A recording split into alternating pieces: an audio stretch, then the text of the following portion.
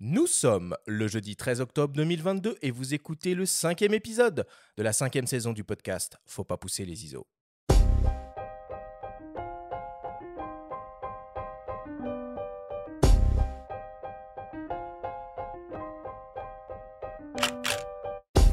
Bienvenue sur Faut pas pousser les ISO, le podcast hebdo pour tous les passionnés de photos et de vidéos.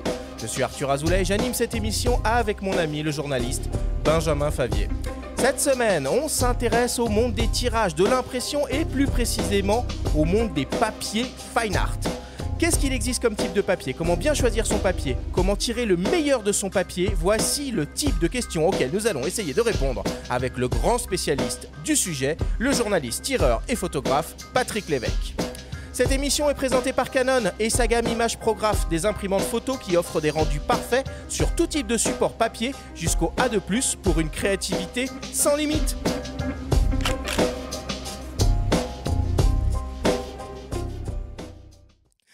Et voilà, c'est parti pour cette nouvelle émission, la 5e. Comment vas-tu, Benjamin, ce matin, après ces 5 jours de salon de la photo?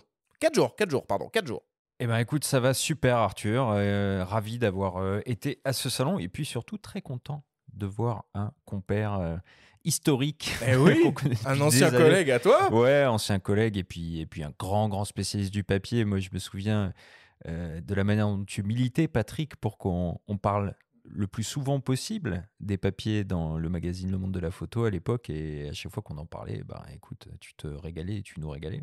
Le papier, c'est la vie. Donc, pour paraphraser une phrase d'une célèbre émission, le papier, c'est la vie, c'est l'assurance de la sauvegarde des photos, pour paraphraser un ami aussi. Et oui, le papier, c'est très, très, très important en photographie. Patrick, c'est pas la première fois que tu viens à ces micros, et la dernière fois, tu nous parlais de l'exposition à Arles que tu as organisée cet été. Comment ça s'est passé? Eh ben, très bien. Plutôt même très, très, très, très bien, parce que on a eu un très, très beau succès d'estime de tous les visiteurs, mais du Arles entier. Moi, j'étais dans le off avec 2 de mes compères. Mais Oui, c'était 3 regards. Voilà, ces 3 regards qui convergeaient, on va dire, en matière de colorimétrie, de couleur, de forme et d'abstraction. Et on a eu de très, très, très bons retours de tous les visiteurs. Donc, c'était vraiment un très, très bon succès pour nous. Bon, bah c'est génial, on est super content pour toi.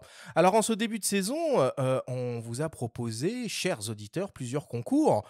L'un, c'était pour gagner des places de workshop Canon, qui était organisé dans le cadre du Salon de la Photo. Il y avait un workshop avec le photographe Le Turc et un second workshop avec la photographe Lina Kézar. Alors déjà, bravo, hein, évidemment, à Dina et à Elia.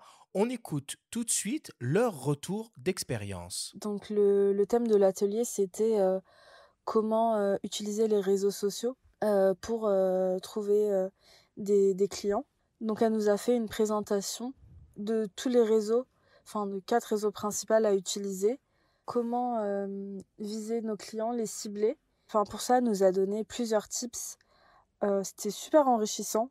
J'utilise beaucoup Insta. Et il y avait plein de choses que je connaissais pas. Donc c'était super enrichissant.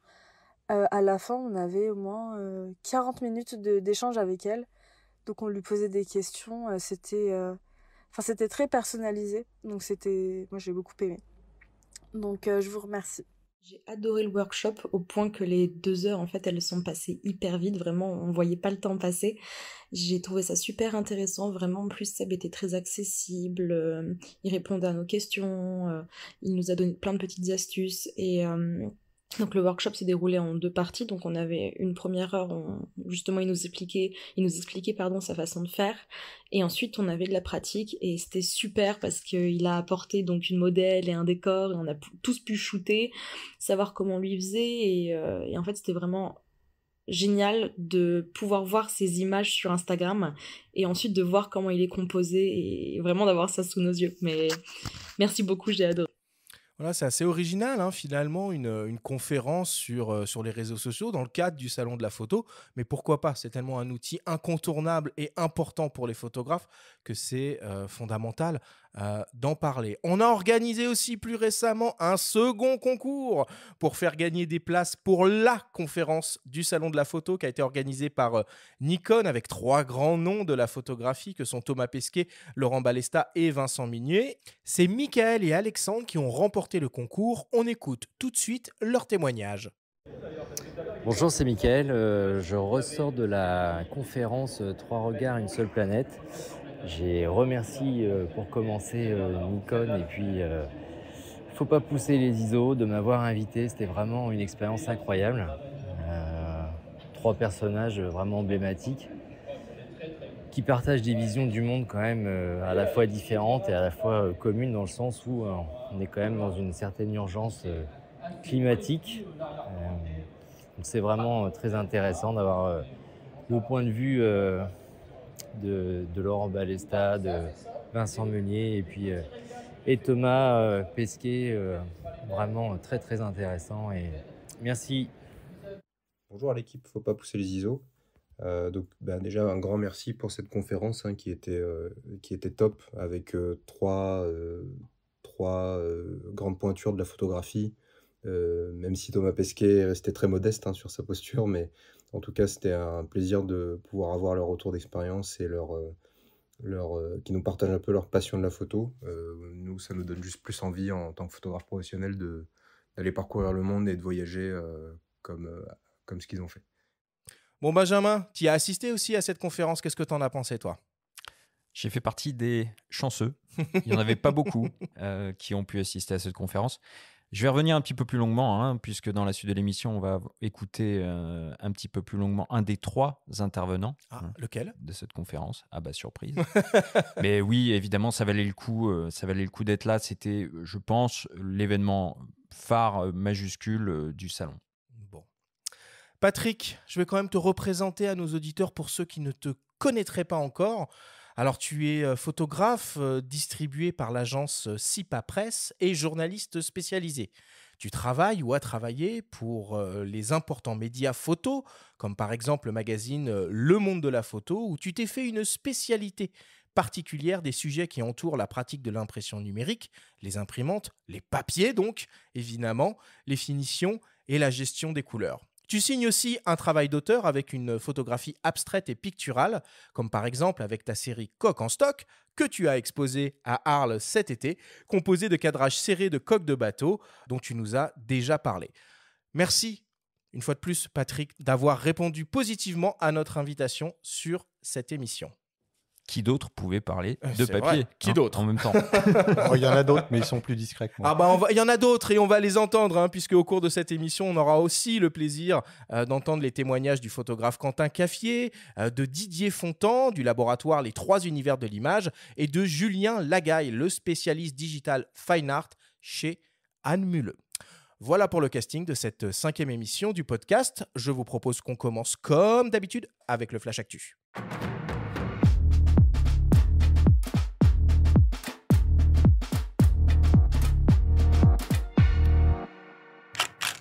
Cette semaine, dans le Flash Actu, le Salon de la Photo 2022 vient de fermer ses portes. On connaît désormais les lauréats du prix Bayeux 2022 et la 7e édition du Festival du Regard ouvre ses portes à Cergy.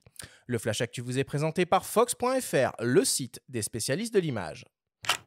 Le Salon de la Photo 2022 vient de refermer ses portes. À l'arrêt depuis 2 ans, c'est avec un immense plaisir que visiteurs et exposants ont pu se retrouver pour 4 jours de fête dans un nouvel écrin, la Grande Halle du Parc de la Villette. Nous avons recueilli les témoignages de certains visiteurs. On les écoute. Je trouve le lieu agréable en fait, parce que ça me paraissait plus fermé. Là, il y a une impression de plus d'espace. On a moins chaud, c'est plus aéré. Donc, pour l'instant, ça fait pas longtemps qu'on est arrivé là, mais ça me plaît bien. Première impression positive. Porte de Versailles, il y avait beaucoup plus d'exposants, donc beaucoup plus de matériel, pas que le boîtier et l'objectif. Ceci dit, là, on trouve un espace aéré, agréable, on n'est pas étouffé. C'est quand même un plus, parce que le bousculade n'est jamais favorable. Et ce que je cherche, déjà 3 ans d'absence, c'est long, donc j'étais impatient que cela revienne, et puis voir un peu l'évolution technique, l'évolution des différentes marques, les tendances. Bon, les marques sont toujours les mêmes, c'est moi le meilleur, bon ça d'accord, on le sait, mais au moins là on a l'occasion de tester, de vérifier, bon ça c'est toujours une bonne chose. Par contre au niveau exposition, oui, il y a un bel espace sur les expositions, et je vais y passer pas mal de temps à regarder, parce que la source de la photo, c'est quand même l'image. Voilà. Il n'y a pas de goodies, il n'y a pas de photomaton, il n'y a pas de modèle, il n'y a pas de stand d'exposition. Moi qui suis peu photographe, je viens pour le fun et il n'y a pas de fun. Moi je suis un des grands amateurs, je pense, du salon. Donc c'est juste pour rencontrer des passionnés déjà et voir un peu les actualités sur le monde de la photographie en 2022, ce qu'on est capable de faire aujourd'hui. L'authenticité de la photographie aujourd'hui, ce qu'on retrouve sur des appareils photo à l'ancienne. J'ai vu ça sur M6, une présentation de Françoise Huguet, je crois. Et donc voilà, comme je ne connaissais pas du tout le salon, je me suis dit, ça va être ma première. Je cadre pas trop mal, ce que je sors comme photo, on me dit que c'est joli. Donc voilà, je me suis dit, pourquoi pas voir les professionnels, les rencontrer et puis voir ce que c'est que ce salon, parce que je ne le connais pas. Je pense que c'est beaucoup plus intimiste, quoi. Vu que la lumière est assez filtrée, donc ça crée une autre ambiance, quoi, comparativement à la porte de Versailles où c'était assez lumineux. Mais là, par contre, je ne veux pas dire que c'est lugubre, mais ça donne une autre ambiance, quoi, qui est, voilà, moi ça me plaît bien, quoi. Tout le monde ou presque était au rendez-vous. Côté exposant, la majorité des constructeurs, excepté Ricoh, OM System et Hasselblad, avaient un stand, même s'il est vrai que de nombreux accessoiristes manquaient à l'appel. Côté visiteurs, nous avons été impressionnés par les immenses files d'attente à l'ouverture des portes le matin qui s'étendaient sur des centaines de mètres. Paris gagné donc pour les organisateurs de cet événement qui devrait, sans trop de doute, revenir de plus belle en 2023. La 29e édition du prix Bayeux-Calvados Normandie des correspondants de guerre vient de refermer ses portes. C'est le photographe Evgeny Maloletka de l'agence AP qui remporte cette année le prix Nikon en catégorie photo pour son travail sur le siège de Mariupol en Ukraine. Le prix du public parrainé par l'Agence française de développement, toujours en catégorie photo, a été décerné à Vadim Girda de l'agence AP pour son travail sur la guerre en Ukraine. Et enfin, le prix Crédit Agricole Normandie, catégorie jeune reporter photo, a été décerné à Abdul Monam Eassa, photographe indépendant pour son reportage « La rage pacifique ne meurt pas ». L'intégralité du palmarès est à retrouver sur le site du festival et les expositions sont toujours à découvrir à Bayeux jusqu'à la fin du mois. Et enfin, pour terminer, le Festival du Regard ouvre ses portes pour sa 7e édition le 14 octobre prochain dans la ville de Cergy-Pontoise sous la direction artistique de Sylvie Hugues et Mathilde Théraube. Et avec comme thème cette année, Bonjour la nuit. Au programme, ce ne sont pas moins de 18 photographes qui sont exposés, dont par exemple Anders Peterson, avec des images inédites du célèbre café Lemitz datant de 1967, Brassailles et ses incontournables photos de Paris la nuit, Evgenia Abourgueva et son projet Hyperborea sur les nuits polaires dans l'extrême nord de la Russie, Céline Croze dont nous avons parlé dans la story de la semaine dernière, René Burri et ses photos du blackout de New York en 1965, Todd Ido et sa série House Hunting ou Françoise Evenou et ses portraits de las Reinas del Bosque. Parallèlement à ces expositions, le festival propose aussi des projections, des ateliers, des visites commentées et des lectures de portfolios. Le Festival du Regard, c'est du 14 octobre à fin novembre, principalement à l'aile Cergy 3 du centre commercial des Trois Fontaines à Cergy-Pontoise. À noter que toutes les expositions sont en accès libre.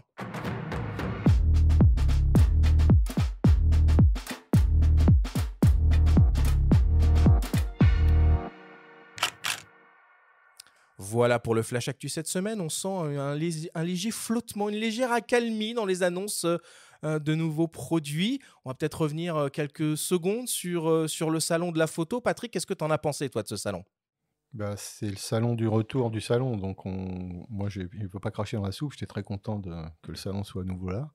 C'est l'occasion pour à la fois nous, journalistes, mais aussi pour les visiteurs, de revoir un petit peu toutes les marques, nous, de revoir un petit peu tous les gens qu'on connaît chez Pierre, Paul et Jacques.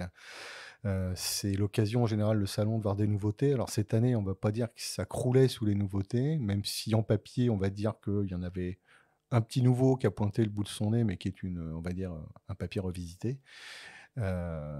Off du salon, il y a des choses qui se préparent en matière de papier, ça je l'ai vu aussi, donc on en reparlera certainement, parce que je peux en parler un petit peu. Mais non, moi j'étais très très content du salon, personnellement, j'y ai trouvé mon compte en voyant plein de gens, en voyant que les gens étaient contents, surtout les visiteurs étaient contents de retrouver le salon, donc ça je pense que c'est déjà au moins une bonne chose, et ça augure du bon pour la suite. Ouais, on l'entend dans le petit micro-trottoir qu'on a pu faire, hein, les gens sont contents, ceux qui le découvrent ou ceux qui y reviennent, qui connaissait le salon de Porte de Versailles, le lieu a plutôt fait l'unanimité. Ouais, clairement, c'est magnifique.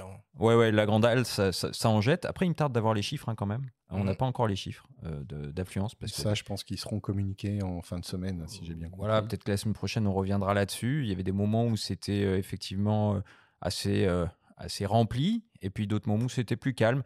C'est dommage, mais ça, tu l'as pointé, Arthur, tout à l'heure. Effectivement, il manquait quand même pas mal d'accessoiristes. Il manquait quelques marques. Donc, ça manquait un peu de découverte. Après, une auditrice qui disait que ça manquait de fun aussi. Et ça manquait de goodies.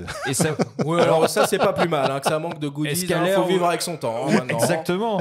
On nous demande plus de sobriété, etc.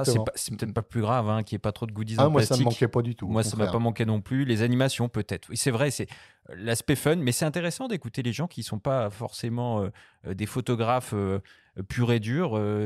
Avoir ce ressenti-là, c'est toujours enrichissant aussi. Arthur a souligné une chose, en fait, effectivement, moi, ce qui m'a beaucoup manqué sur le salon, c'est les accessoiristes, où effectivement, il devait être 2 ou 3, pas plus. Et ça, c'est aussi, je dirais, ce qu'ont observé les visiteurs, c'est où sont les accessoiristes. Ça, c'est quand même un truc cool quand tu vas sur un salon comme ça. Tu vas dénicher un peu découvrir des petits accessoires que tu connais pas, faire ton petit craquage et te faire un peu plaisir. Bon, c'était une première, c'était une renaissance, on va dire. Les choses vont très certainement s'affiner dans le meilleur l'année prochaine. Et ce qu'il faut dire aussi, le carton rouge du salon de la photo, le carton rouge, c'est la date. En même temps que Bayeux, sacrilège. Donc bon, c'est bien, on a parlé du palmarès de Bayeux, ce n'en est que justice. C'est un festival qui est très important, le festival des correspondants de guerre, ne serait-ce que pour faire taire parfois certains politiques qui s'aventurent aussi dans des discours abracadabrantesques.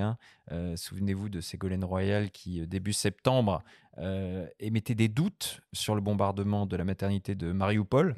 Donc le lauréat de Bayeux, Yevgeny Maloletka, avait, avec le journaliste Mstislav Tchernov, tous deux appartiennent à l'agence Associated Press, de par leurs images, leurs témoignages, avaient bel et bien prouvé, évidemment, malheureusement, qu'il y avait eu des bombardements sur la maternité de Mariupol, ce qui avait fait dire, après, à l'ex-candidate à la présidentielle, qu'elle s'était trompée. Bon. En tout cas, le prochain grand rendez-vous de la photo avant la fin de l'année, ce sera évidemment le festival de Montier-Anders qui aura lieu de mémoire, je crois, sur la 2e semaine de novembre, mais on aura l'occasion d'en reparler. Juste une petite parenthèse pour le carton rouge de Benjamin.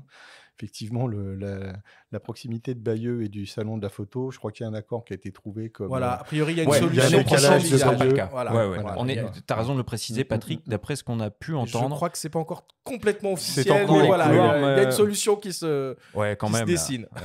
Oui. Bon, voilà pour l'actu. On passe à la suite. Benjamin, c'est le moment de ta chronique, de ta story hebdomadaire. Alors, cette semaine, on vous propose un bonus en écho à la conférence événement qui a réuni au Salon de la Photo 3 grands explorateurs. La story vous est présentée cette semaine par MPB, la première plateforme mondiale d'achat, de vente et d'échange de kits photos et vidéos d'occasion.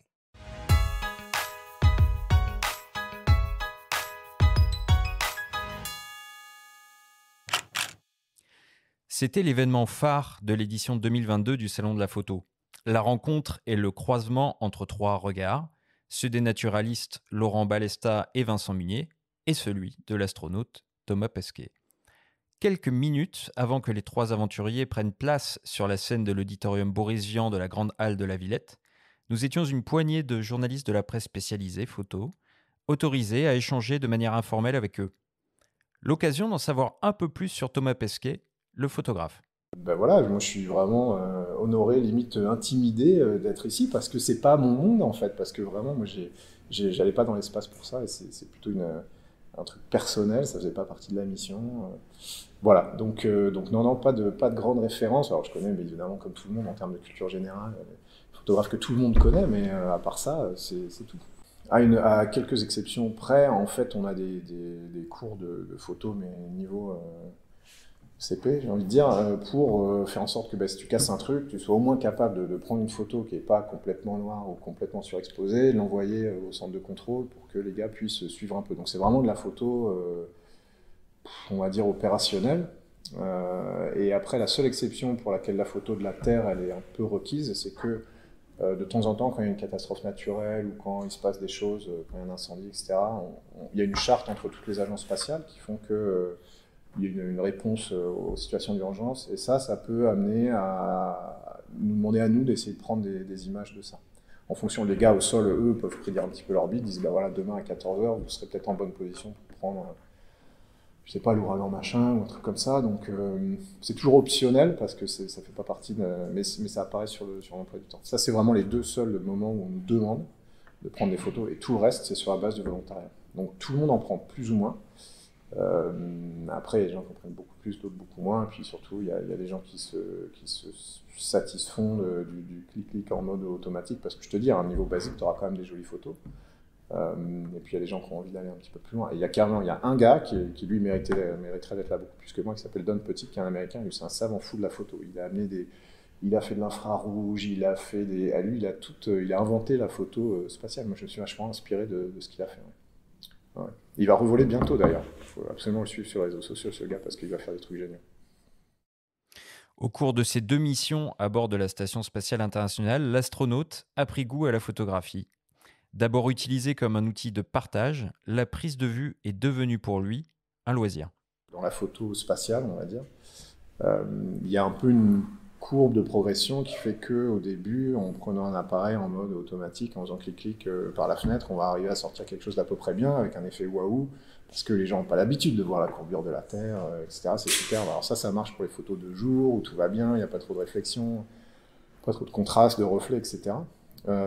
Après, très très vite, on se rend compte que si on veut faire passer les images et puis essayer de montrer aux gens ce que nous on voit, ça va être tout de suite très très limité. Et puis il faut vraiment s'intéresser et puis commencer à comprendre ce qu'on fait. Et voilà, c'est ça qui s'est passé. Donc du plaisir, oui, mais aussi beaucoup de boulot. 245 000 photos, 240 000 ratées, je pense, et 5 000 pas ratées, et dont 2 000 qu'on a osé montrer, et dont 300 qu'on met dans un livre. Si on regarde le pourcentage de réussite, c'est vraiment très minime.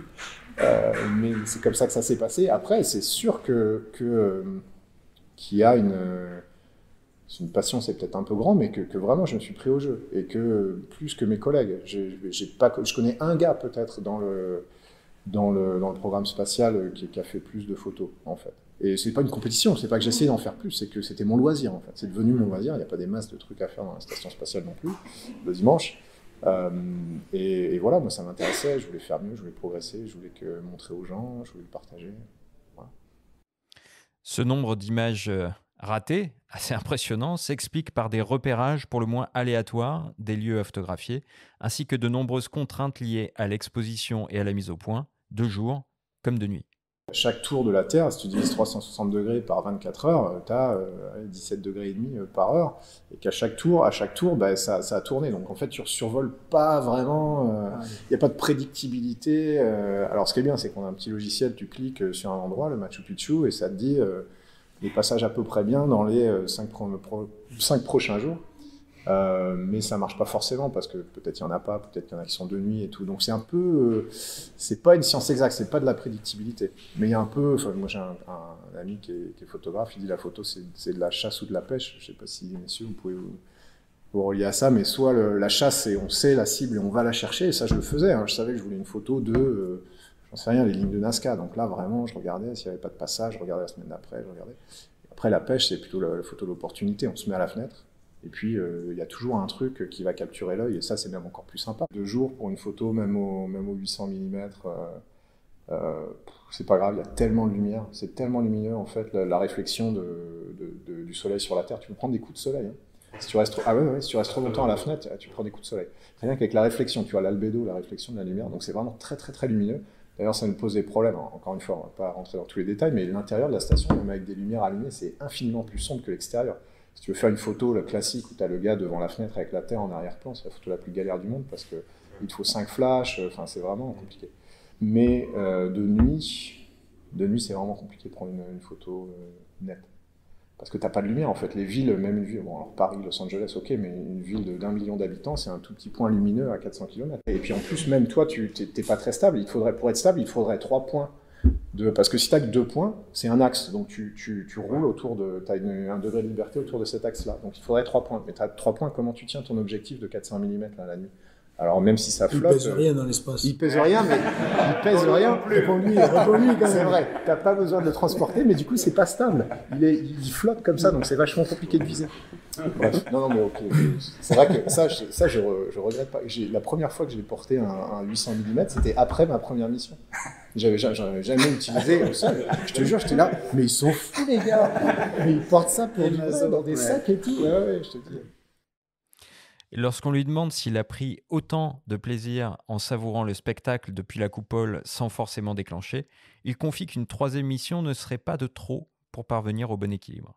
Bah évidemment, c'est un peu comme partout, si on a l'œil collé dans l'appareil photo tout le temps, on finit par pas voir les choses en fait, et à passer à côté de plein de choses. Donc la deuxième mission, je m'étais vraiment... La première, on se dit c'est peut-être ma seule chance de toute ma vie d'être là et d'avoir ce point de vue, donc on a tendance à avoir en permanence l'appareil photo collé à la vue.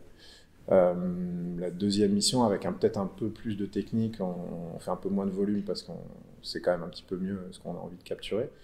Et puis je m'étais promis de passer un peu de temps pour moi aussi pour cette raison-là, exactement, en fait, juste regarder, juste pour moi, sans cette espèce d'intermédiaire qui est l'appareil photo. Et puis au final, je ne l'ai pas fait tant que ça parce qu'évidemment, il y avait encore plein de trucs à voir, il y a encore plein, donc je me suis laissé un peu submerger. Ouais. La troisième fois, si j'y retourne, je passerai un temps. Promesse. D'ici là, il sortira un livre photo, La Terre entre nos mains, le 2 novembre, dont l'intégralité des recettes sera reversée au Resto du Cœur. Une exposition réunissant ces images et celles de Laurent Balesta et Vincent Munier devrait prochainement voir le jour.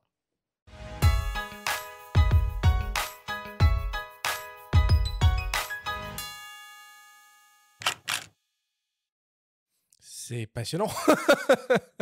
C'est vraiment passionnant tout ça. C'est trop court, non? C'est un peu trop court. Ouais. C'est un peu trop faut court. absolument qu'on le fasse Va venir à nos micros. On y remédie, ça, évidemment. Ouais. Mais, ce serait bien de l'avoir. La conférence, pour ceux qui n'ont pas pu y aller, il y a moyen de la voir quelque part? Oui. Alors, à l'heure où cette émission est disponible à l'écoute, normalement, si vous allez sur la chaîne YouTube de Nikon France, vous pourrez accéder à l'intégralité de la conférence qui sera filmée. Là, on vous donne l'occasion d'écouter quelques petits morceaux choisis comme un bonus sur un DVD, puisqu'on a eu la chance avec les confrères, donc je les cite, puisque la plupart des questions étaient émanées aussi d'eux, des consoeurs et des confrères de magazines photo, chasseurs d'images, les numériques, Phototrend, Imagine Nature, Réponse Photo et votre serviteur.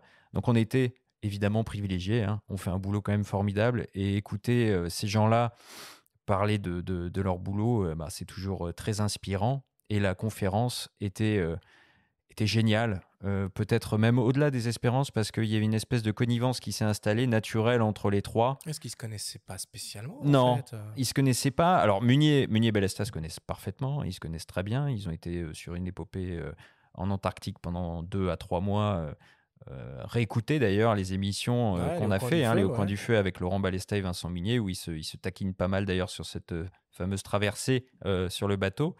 Et c'est vrai que au-delà de leur partage, autour de leurs travaux, de leur photographie, il y a pas mal d'anecdotes assez savoureuses. Et puis le ton est léger, et on l'a pu l'entendre à un moment là dans les capsules, c'est Laurent Balesta qui charrie Thomas Pesquet sur l'emploi d'un 400 mm en apesanteur. Un 800. Et après, quand Thomas Pesquet avoue qu'il a senti le poids d'un 800 sur la terre ferme, évidemment, ça fait un peu marrer tout le monde. Toi, tu as l'habitude de manipuler du matos sur la terre ferme. Très lourd. Voilà. Bon, c'est...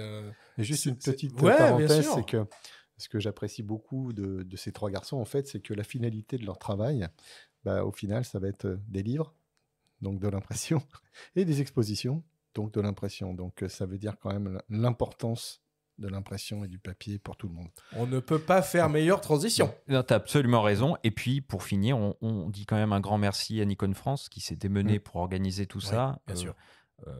Qui a rendu l'événement un petit peu plus, qui a donné un petit peu plus de hauteur au salon de la photo avec cet événement-là. Donc bravo aux équipes de Nikon France, en particulier à Nicolas Gillet. Puis on remercie aussi le service de presse avec Margot et Pauline qui ont été remarquables. Bon, voilà pour cette story et cette conférence. Merci Benjamin d'avoir capturé ces sons exceptionnels. Je vous propose maintenant qu'on fasse une petite respiration avant d'attaquer le grand débat de cette émission sur l'univers des papiers d'impression fine art. On revient dans quelques secondes après une courte publicité. Les imprimantes Canon, la perfection à chaque impression. Avec les modèles jet d'encre Pixma Pro et Image Prograph Pro, révélez le caractère pictural de vos images en réalisant des clichés dignes des plus grands photographes. À l'instar de nombreux professionnels, les technologies d'impression Canon vous permettent d'obtenir les rendus colorimétriques les plus fidèles, quel que soit le support papier choisi. Avec Canon, passez au niveau supérieur. Info sur canon.fr, rubrique imprimante photo professionnelle. Nous sommes de retour dans Faut pas pousser les ISO avec Patrick Lévesque pour ce grand débat autour des papiers d'impression fine art. Alors en guise d'introduction, je vous propose d'écouter le témoignage du photographe Quentin Caffier qui prépare actuellement sa prochaine exposition. Il a décidé de réaliser lui-même ses tirages et pratiquer de nombreux tests pour choisir le meilleur papier pour ses photos. Il nous raconte. En fait, quand on choisit un papier, il faut vraiment choisir qu'est-ce qu'on a envie comme expérience de tirage. C'est vrai aujourd'hui, on a la chance d'avoir accès à beaucoup d'images, mais la grande majorité des images qu'on voit, on les voit sur des écrans. Et le problème d'un écran, pour m'être intéressé à la chaîne de la couleur, pour m'être intéressé à l'étalonnage, etc., le problème qu'on va avoir, c'est qu'il est très très difficile de savoir si la personne qui voit votre image, il la voit telle que vous l'avez pensée, avec les couleurs, le contraste qui est dans la tête du photographe. Donc choisir son papier et faire son tirage, c'est une manière de mettre un peu tout le monde d'accord et dire à un moment, voilà, cette image-là, c'est comme ça que je l'ai conçue, avec tel niveau de saturation, tel niveau de contraste, telle manière de la regarder. Donc pour cette expo, j'ai décidé pour la première fois depuis longtemps de faire mes tirages moi-même. C'est vrai que les derniers projets que j'ai faits, j'ai eu tendance à me reposer sur celle de laboratoire professionnel. Et donc dans mon choix de papier, j'ai eu beaucoup de paramètres à prendre en compte. J'ai eu est-ce que je voulais du mat ou du brillant, qu'est-ce que je voulais comme contraste notamment, parce que en fait c'est une série dans laquelle il y a beaucoup de noir, donc j'avais envie d'avoir beaucoup de contraste. Et ensuite, je suis un photographe qui travaille avec des images qui sont plutôt saturées, donc il fallait que je trouve le meilleur couple papier, encre, imprimante. Donc j'ai commencé par choisir l'imprimante avec laquelle je voulais travailler, et comme j'ai eu l'habitude de travailler déjà avec des imprimantes Canon, eh ben, j'ai pris une Canon, la Pro 300, pour ne pas la nommer, qui est une imprimante à encre pigmentaire. Et ensuite, eh bien, j'ai testé plusieurs types de papier, plusieurs marques aussi de papier. J'en ai même pour certaines fait moi-même les profils avec une petite sonde. Et puis, ce qui m'intéressait, c'était d'abord de tirer plein de planches contact contenant beaucoup d'images de cette série pour voir sur quel papier la majorité des images marchaient bien. Parce que finalement, d'une image à l'autre, ben, je vais en avoir une avec peut-être plus de détails dans les rouges, une où je vais avoir des dégradés compliqués dans les bleus, etc. Donc, j'ai des papiers qui vont être meilleurs pour une image en particulier. Mais trouver la bonne image, le bon papier qui marche sur la majorité des tirages, ben, ça m'a demandé pas mal de tests. Alors j'ai choisi un Barita photographique de chez Canson. Déjà parce qu'il a un rendu satiné qui me semblait intéressant dans les noirs. C'est-à-dire qu'au début, j'avais plutôt eu envie de partir sur un papier mat. Le problème, c'est que je trouvais que le papier mat, il avait tendance à faire perdre un peu de contraste. Les noirs n'étaient pas si profonds que ça. Donc, on les percevait pas comme ça. Donc, et puis le brillant, ça m'embêtait parce que je me dis les conditions d'exposition, la manière dont on va les voir, une image qui va être vraiment brillante, on va voir des reflets, on va pas assez rentrer dedans. Donc, je suis parti sur un barité qui est satiné. Et puis, j'avais aussi envie de trouver un rendu papier qui était particulier, c'est-à-dire que je voulais pas que ça fasse trop. Parce qu'il y avait des papiers un peu satinés, genre type papier photo, genre du papier RC. Mais je trouvais que ça manquait d'épaisseur, que ça manquait de côté un peu fine art. Donc je suis parti sur le Barita photographique Prestige de la marque Canson, parce que je trouvais que c'était le bon compromis entre une texture de papier qui était fine art, un bon rendu des contrastes avec des noirs qui étaient profonds, et en même temps j'avais quand même pas mal de saturation, et donc un gamut imprimé qui était intéressant. Alors pour ceux que ça intéresse, l'exposition de Quentin Caffier, Banquette arrière, est à découvrir à partir du 27 octobre prochain à la Vivienne Art Gallery dans le 2e arrondissement de Paris. Bon, on le voit finalement avec ce témoignage, ça peut être quand même une sacrée prise de tête de choisir son papier. Et c'est vrai qu'on a un peu tendance à oublier que le support naturel et finale d'une photographie. C'est pas un écran, hein, mais c'est un tirage papier. Et donc que le choix de ce papier est primordial, Patrick. Bah oui, puisque effectivement, enfin pour la plupart des photographes, amateurs ou pros, le tirage, c'est la finalité, c'est la vie de la photo. Donc enfin pour moi, c'est comme ça qu'elle prend vie. C'est comme ça que je conçois moi la photo. L'écran, c'est bien pour diffuser, les réseaux sociaux, c'est bien pour diffuser, mais Quentin le souligne très bien. On ne sait pas qui au bout va voir ces photos, sur quel type d'écran, est-ce qu'il va vraiment les voir comme nous on les voit sur nos écrans calibrés, talonnés, La etc. réponse est etc. non. Donc, voilà, ça c'est une chose. Après, effectivement, le tirage, si on est un peu vicieux et jusqu'au boutiste, ça obéit un peu presque aux mêmes règles que ce que soulignait Quentin pour la vision sur un écran. C'est que tout va dépendre du lieu, tout va dépendre de la qualité de l'éclairage, de la scéno. Enfin, il y a énormément de paramètres dont on peut tenir compte quand on va imprimer ses photos, quand on va choisir ses papiers, quand on va faire soi-même ses profils, si on les fait ou pas, parce que c'est pareil, c'est des débats qu'on peut certainement évoquer tout à l'heure. Enfin, en tout cas, le papier, c'est pour moi c'est la finalité d'une image. Alors, en matière de tirage, jet d'encre ou argentique, mais aussi un livre. Hein. Un livre, c'est aussi la finalité. Moi, je suis photojournaliste. Ma finalité, c'est de voir mes photos dans la presse. C'est très, très, très, très important. Et le choix du papier est fondamental. Elle est géniale cette capsule de Quentin, je trouve. En plus, il utilise quelques termes assez importants. Peut-être que tu peux nous apporter un petit sous-titre. Il emploie les termes de gamut, les termes de papier RC, etc. Tu peux peut-être nous dire 2-3 trucs comme ça pour que les auditeurs décryptent un peu mieux. Déjà, la pour capsule. parler il parle de papier RC. Donc, les papiers RC, c'est des papiers à base plastique, en fait. C'est-à-dire que là, on n'a pas vraiment de fibre de papier. C'est-à-dire que là, c'est un RC, ça veut dire resin coated. Et en fait, OK. I'm speaking English. Et en fait, l'émulsion est couchée sur ce papier. C'est un papier particulier qui résiste bien à tout. Contrairement aux papiers à fibre de bois, les alpha-cellulose, ou les papiers coton, qu'on appelle aussi rag, on en reparlera aussi tout à l'heure, qui là sont des papiers complètement différents. Et le terme gamut, alors gamut, c'est un terme qu'on entend beaucoup en matière de gestion des couleurs, et donc automatiquement des papiers. On le relie pas forcément au papier. Non, le gamut, en fait, c'est l'espace colorimétrique, on va dire, que va reproduire un support. Donc ça peut être votre écran, il a un gamut. Le nombre de couleurs qu'on peut afficher. C'est l'étendue des couleurs qu'il est capable de reproduire. Okay. C'est-à-dire qu'entre, on va dire, un exemple très concret que les gens vont comprendre, entre un écran sRGB et un écran A2B RGB, l'écran A2B RGB permet de montrer beaucoup plus de couleurs que l'écran sRGB. Ok, il a un gamut plus grand. Voilà. Et pour les papiers, c'est vrai aussi, il y a les papiers photos. On va en parler par rapport et encore dans les papiers photos, il y a différents états de surface et les papiers fine art, donc des papiers mat.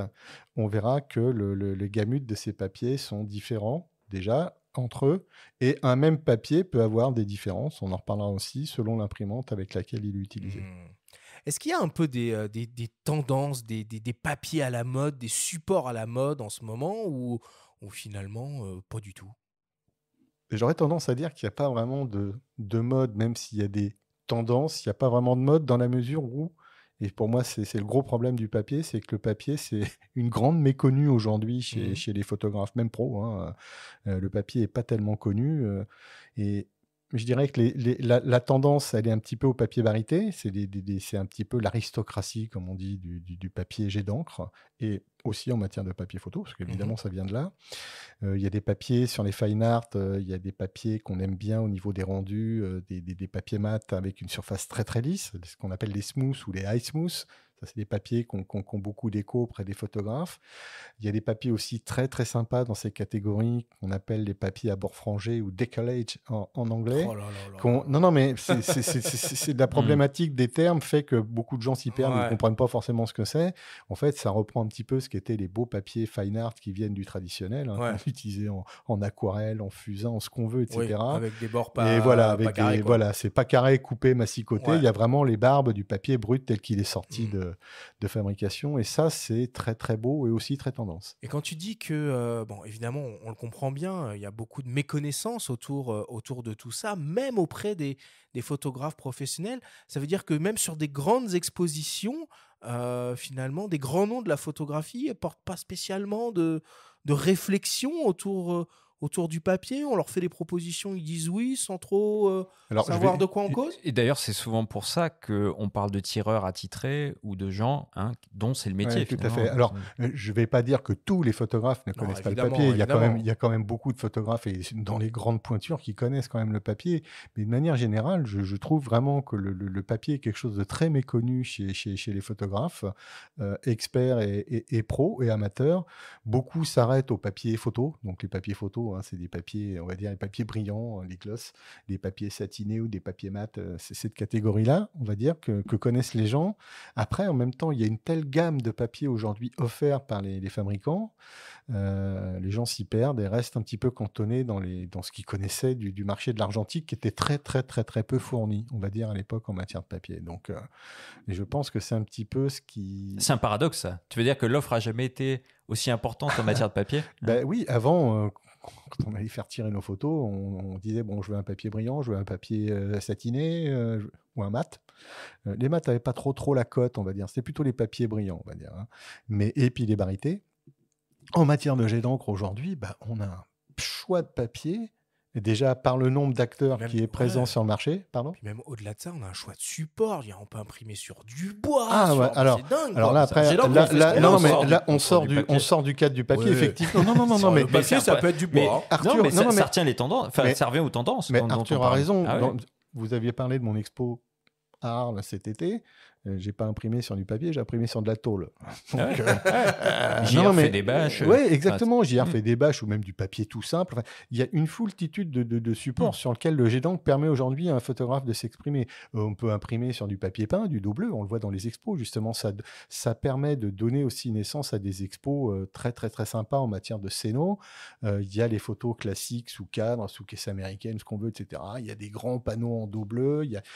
On arrive à faire des choses absolument fabuleuses. Alors moi, je me rappelle d'un truc qu'on avait vu, que j'avais pu voir à l'époque où Canon faisait cette grande messe qui s'appelait la Canon Expo, qui était d'ailleurs, pour la petite Villette, histoire, était à la grande halle 2010, de la Villette. Et ils avaient fait une démonstration d'impression, donc, comme tu dis, voilà, sur du papier peint, mais en relief. C'était des tirages en 3D. Alors évidemment, pas des trucs, mais ça donnait de la matière. C'était complètement incroyable, quoi.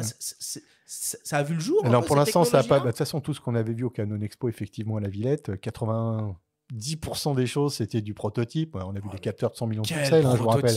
Mais voilà, on a vu des choses en matière de tirage et d'impression absolument fabuleuses, dont effectivement cette impression en relief qui, pour l'instant, est encore, de ce qu'on en sait, encore au stade lab. Mais oui, je pense qu'un jour, c'est des choses qui vont nous arriver dessus, hein, et à surveiller de très près. D'ailleurs, là, on parle de perception, de sensation. Comment est-ce qu'on fait pour choisir son papier? Moi, je me souviens que tu parlais souvent même de toucher, de vue, d'odorat. On n'y pense pas forcément. Il y a quelque chose de presque sensoriel, de sensuel. Ouais, quand on dit ça, ça paraît un petit peu barge, mais c'est vrai que le papier, fait appel vraiment à tous les sens. C'est-à-dire que le papier, déjà, avant même qu'on y ait mis nos photos dessus, déjà on choisit un papier un peu parce qu'il nous parle, parce qu'il nous interpelle, parce qu'il a une blancheur ou une chaleur, hein, selon ce qu'on va rechercher. Il a un aspect brillant ou pas brillant. Enfin, il y a énormément de choses déjà qui concourent au choix d'un papier. Ensuite, évidemment, il faut réfléchir au type d'image qu'on va imprimer dessus, et tous les papiers ne correspondent pas forcément au faux type de photo qu'on fait. Des gens, Quentin parlait tout à l'heure avec justesse aussi, il a des photos, je connais son travail, donc effectivement des couleurs qui pètent plutôt bien. Pour restituer un petit peu toute la palette des couleurs que lui, il utilise, qu'il a dans ses photos, des papiers mat, ça ne va pas rendre tout ce qu'il souhaite restituer de ses images. Donc, automatiquement, ça va conditionner le choix du papier. Puis, il y a différents types de tirages. Alors, on parle des tirages d'exposition de Quentin, mais on n'a pas tout à fait, j'imagine, la même approche dans le choix du papier entre un tirage d'exposition, entre un tirage d'archivage, entre un tirage de lecture. Exactement. Il y a des gammes de papier. Tirage d'art même, j'imagine, c'est différent. La notion de tirage d'art, elle reste encore une fois très, très subjective. Un tirage d'expo, ça peut être un tirage d'art. Moi, les tirages que j'expose, souvent, c'est des tirages numérotés. Donc, c'est des tirages d'art sur des super beaux papiers, sont bien mis en valeur ou pas, hein, selon ce que voudra l'acheteur après. Mais effectivement, on peut avoir des tirages d'expo qui sont faits sur des beaux papiers, mais qui ne sont que des tirages d'expo. Oui, qui ont juste vocation à une durée de vie de l'exposition. Exactement, ils vont être là pour être montrés. Et si quelqu'un veut les acheter, il pourra les acheter, mais c'est pas sa vocation première. Tu évoquais les tirages de lecture. Bah, je dirais que chez les fabricants de papier, il y a effectivement des gammes de papier qui correspondent bien au tirage de lecture. Ça ne dévalorise pas la qualité du papier, c'est juste que ce sont des papiers qui sont très très bien pour déjà se donner un premier aperçu de ce qu'est l'image une fois imprimée.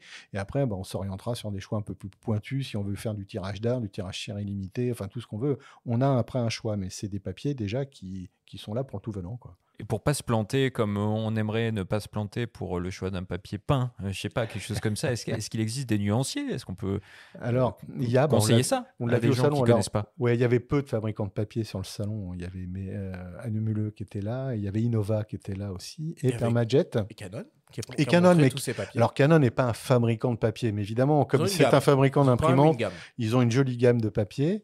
On peut avoir auprès de ses fournisseurs des nuanciers. Alors certains les donnent, d'autres les vendent. Je crois qu'Anumule les vendait sur son stand. Ouais, Innova, je ne sais pas. Des Mais... genres de starter pack où en fait on a Alors deux feuilles de chaque type les de starter papier, packs, quoi. c'est vraiment des feuilles au format A4 ou au format A3, hein, selon les fabricants, où on peut vraiment la tester Faire et des tests, imprimer ouais. chez soi. Ouais. Mais déjà, on peut se faire une idée des papiers en demandant aux fabricants. Alors, les tout petits nuanciers, ils les donnent. Ça reprend en gros l'essentiel, la totalité de la gamme des papiers proposés par le fabricant. Et là, on peut le voir, on peut le toucher, on peut le goûter si on veut. Hein, mais... Calme-toi, Calmons-nous. On connaît ton amour pour le papier. Mais... Non, mais je veux dire, on Restons peut vraiment, mesurés. là, physiquement, se faire une idée de ce qu'est le papier. Maintenant, après, je pense qu'il faut faire des essais. Même si ça a un coût, on va dire, c'est vrai que pour l'amateur, ça peut avoir un coût. Mais on peut commencer sur des petits formats, non? Mais voilà, on peut commencer sur des petits formats. Alors, tous les papiers ne sont pas disponibles dans des petits formats. Mais on peut effectivement déjà commencer un petit peu à se frotter sur du petit format. Alors, on l'a un peu senti dans le discours de Quentin en introduction. Je veux dire, quand on rentre dans ce processus du choix du papier, en fait, c'est pas que le papier en lui-même. C'est-à-dire qu'il faut prendre évidemment en compte le type d'image qu'on veut tirer, mais il faut aussi tenir compte de l'imprimante qu'on va utiliser et du type d'encre qu'elle exploite. On sait, quand on fait appel à un labo, par exemple, sur quel type de machine vont être faits les tirages. Bon, quand on fait ça à domicile, on a son propre matériel. Mais avec un labo, du coup, comment on fait pour savoir? Les labos, en général, les labos en ligne, alors on va distinguer, il y a plusieurs types de labos. Il y a les labos, on va dire, grand public, très grand public, mais alors eux, la plupart tirent sur de l'argentique. Donc, on ne sait pas les tireuses, mais on sait que la plupart du temps, c'est tiré sur du papier Fuji. Donc, on les connaît un petit peu près tous. Ensuite, alors, attends, tu peux expliquer comment on parle de tirage argentique avec des photos numériques? Oui. Non, mais effectivement, on peut tirer aujourd'hui sur des supports numériques, sur des supports argentiques, depuis les fichiers numériques. C'est des imageuses, c'est un faisceau laser en fait qui va exposer, et puis on tire en fait sans problème nos fichiers numériques. Il y a d'autres labos après, des labos on va dire un petit peu plus experts. On pourrait citer Whitewall, par exemple, Online, Whitewall, qui là on rentre dans des catégories déjà un petit peu plus élevées en matière. Leur cahier des charges en fait, c'est vraiment je m'adresse aussi bien à l'amateur éclairé qu'au pro, mais aussi au grand public. Est-ce qu'il est transparent du coup ce cahier des charges? Oui, parce que je vais prendre déjà l'exemple de Whitewall que je connais bien. Whitewall, on a accès à tous les profils des papiers. Pour ceux qui utilisent les profils, qui utilisent la gestion de la couleur, ils savent déjà à quoi ils peuvent s'attendre par rapport à ce qu'ils vont faire. Ils parlent un petit peu de leur tireuse sur leur site, il y a des explications. C'est vrai aussi pour Picto Online qui explique absolument tout de leur matériel, de leur papier, etc. etc. Et il y a une réelle transparence dessus.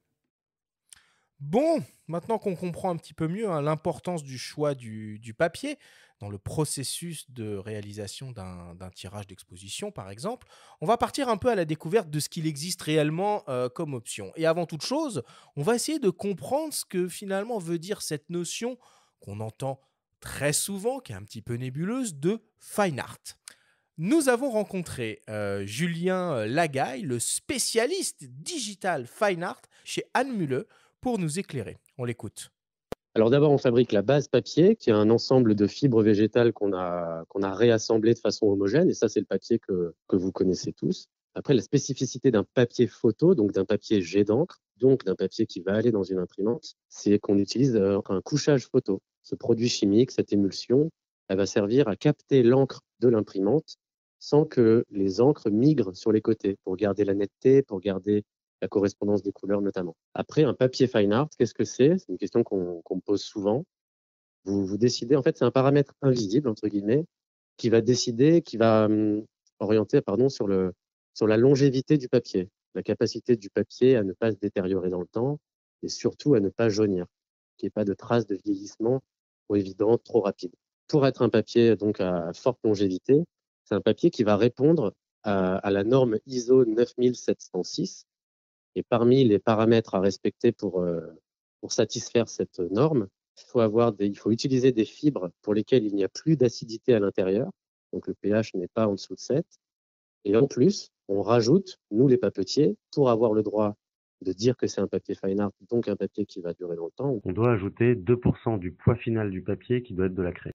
Et la craie va faire tampon contre les attaques acides extérieures, simplement parce que vous allez stocker votre tirage ou vous allez l'exposer dans des lieux où il y a des gens qui vont respirer. Et rien que ça, c'est une pollution qui peut faire jaunir le papier à très long terme. Donc pour éviter ça, voilà, pas d'acidité dans les fibres et un tampon alcalin, c'est ça qu'on appelle ça. Donc un peu de craie, une réserve de craie qu'on met dans le papier pour résister. Donc le fine art, c'est ça, c'est qu'une histoire de vieillissement. Bon, là, je connais bien Julien aussi, donc je peux me permettre de dire, effectivement, là, on a un petit peu je ne vais pas dire le discours d'un fabricant, parce que tout ce qu'il raconte est effectivement vrai, mais c'est pas que ça, en fait, pour l'ensemble des photographes, le papier fine art, c'est pas que ça. Puis il y a des choses qui ne soulignent pas non plus dans la fabrication du papier, on en reviendra après. L'origine des papiers fine art, en fait, c'est les papiers beaux-arts. C'est-à-dire qu'avant, justement, à l'époque de l'argentique, on avait accès la plupart du temps à des papiers classiques, photos qu'on connaît, des papiers RC, des choses comme ça. Il y avait des barités. Il n'y avait pas tous ces papiers qu'on a aujourd'hui avec le jet d'encre. Et ces papiers fine art, on dit fine art, ça fait chic, mais on est en France, en vérité, on dit les papiers beaux-arts, parce que c'était les papiers qui étaient utilisés effectivement par tout un tas d'illustrateurs, de peintres. Ils faisaient dessus de l'aquarelle, ils faisaient du fusain, ils faisaient des pastels. C'était des papiers absolument superbes qui intéressaient les photographes. Il y a eu plein d'essais, du reste, qui ont été faits. On couchait de l'émulsion dessus. Enfin, il y a eu plein de trucs qui ont été faits déjà sur ces papiers. Et quand les fabricants jet d'encre ont investi, on va dire, le marché de la photo, ils se sont dit, nous, on est des fabricants de papier. On a parlé d'Alumuleux avec Julien. C'est vrai que Canson, qui est notre champion français, on va dire, qui avait déjà des super beaux papiers pour tout ce panel d'artistes, on dit, on va les transposer pour le marché de la photo. Et Julien soulignait très bien dessus. On couche une induction dessus. Donc, c'est vraiment une couche qui permet de recevoir l'encre. On va dire qu'elle soit pigmentaire ou des encres à colorant. Et on peut donc utiliser, et ça élargit, toute cette gamme de papiers qu'on a à disposition aujourd'hui en tirage fine art. Ok, je comprends. Ok, alors juste aussi un truc, il a parlé des normes, effectivement, c'est une norme ISO, les normes ISO dont il 9706, parlait, qui sont des normes de conservation, etc., etc., etc. Il y a une chose qu'il n'a pas soulignée, par contre, dans un petit peu son descriptif, ou qui est pour moi qui est très très important pour à la fois les collectionneurs et les musées, pour les conditions d'archivage muséal, c'est la présence ou non d'azurant optique dans les papiers. Oui, parce que comment tu fais que ça jaunit pas s'il n'y a pas d'azurant optique sur la durée? Alors, de toute façon, un papier qui n'a pas d'azurant optique, c'est un papier, en général, c'est des papiers RAG, c'est des très très très très beaux papiers. Ils ont en fait déjà une chaleur naturelle. Ce n'est pas des papiers vraiment blancs, comme on le sous-entend, plus blanc que blanc, etc. La blancheur, justement, des papiers, on va pouvoir l'augmenter ou avec le barité. Donc, on a une gamme de papiers barités que moi, je ne mets pas dans les papiers fine art. Chacun voit midi à sa porte, mais moi, ça reste un papier photo. Il est, on va dire, un pont intermédiaire entre les papiers photo et les papiers fine art. Et ensuite, il y a toute une catégorie de papiers fine art. Là, c'est pareil. Les fabricants sont assez discrets et parfois même ambigus sur la présence ou non d'azurant optique. Mais les azurants optiques, il faut savoir que c'est ce qui va contribuer à la blancheur d'un papier, mais c'est un composant chimique qui est mis donc dans une couche intermédiaire avant l'induction dans le papier. C'est un composant chimique qui, dans le temps, se dégrade. Alors aujourd'hui, à l'œil, comme ça, on ne le voit pas vraiment, c'est des processus accélérés. Et quand ce composant s'en va du papier, ça jaunit le papier, puisque le papier revient à sa couleur naturelle. Mais aussi, ce qui est très important avec les azurants optiques, c'est que quand ils se désagrègent, ils viennent aussi interférer dans les encres, qu'elles soient colorants ou pigmentaires. Ça vient interférer sur ces colorants qui, eux aussi, du coup, à certains endroits, peuvent se dégrader et on va perdre à la fois donc la blancheur du papier et le rendu des couleurs qu'on avait au départ. Donc l'intention de départ du photographe, bah, quand on va regarder un tirage, on va se dire mince, mon problème, c'est que c'est pas du tout ce que j'avais acheté ou c'est pas ce que j'avais tiré. Donc, ça, c'est un détail qui est très très important dans le choix des papiers et c'est vraiment le critère de sélection des collectionneurs et des musées qui, en plus, ne veulent pas qu'on introduise le mauvais grain dans leurs archives. Moi, j'ai pas d'azur optique, je veux pas mettre un papier et risquer de polluer le reste de ma collection. Et comment on s'assure, pardon, mais comment on s'assure qu'il n'y a pas d'azur optique? Du coup, il y a marqué sans OBA, par exemple? Alors, les fabricants, on parlait d'Anumuleux et de Canson tout à l'heure, eux sont quand même assez clairs là-dessus, ils disent il y a des azurants, il n'y a pas d'azurants ou présence modérée d'azur optique. La présence modérée d'azur optique, en fait, elle vient du process de fabrication des papetiers, où quand on fabrique des papiers, la plupart ont des azurants, et quand on nettoie la machine pour un papier, bah, des fois, il reste toujours quelques petites traces dedans, et donc on préfère s'assurer et dire qu'il y a une présence modérée d'azur optique que dire qu'il n'y en a pas, et en fait, il y en a. On le détecte facilement, pas à l'œil, mais vous mettez dans une pièce noire, vous pouvez avoir une torche UV, une lampe UV ou un néon UV, et vous allez voir votre papier. S'il n'a pas d'azur optique, il reste très très foncé à l'œil. Sinon, il s'allume. Et sinon, on va dire, oui, on a l'impression qu'il s'est allumé. Et on le voit, vous ouvrez un nuancier d'un fabricant, vous mettez une lampe, et là, vous allez voir qui a des azurants, qui en a pas trop, et qui n'en a pas du tout. On a une idée un peu de la durée de vie d'un tirage fine art dans le temps? Alors, comme ça, évidemment, on n'a aucun recul, dans la mesure où le jet d'encre, déjà, on va dire, il a pris ses lettres de noblesse depuis, on va dire, une quinzaine, une vingtaine d'années, une bonne vingtaine d'années. En fait, il y a des tests qui ont été faits notamment chez Willem, où là, on utilise en fait des processus accélérés, c'est des chambres où on va recréer des conditions en accéléré, des conditions de lumière avec un éclairage très très très puissant, des conditions d'humidité, des conditions de chaleur, etc. Et là, on regarde comment se comporte le papier, et ça permet de donner en gros une durée de vie du papier. Dans le meilleur des cas, aujourd'hui, on parle pour les tirages pigmentaires, que ce soit chez Canon ou Epson, on parle dans des bonnes conditions de conservation, entre 250 et 300 ans de conditions. Oui. Ok. Mais on avait pendant longtemps dit que les papiers avec des encres à colorant duraient beaucoup moins longtemps.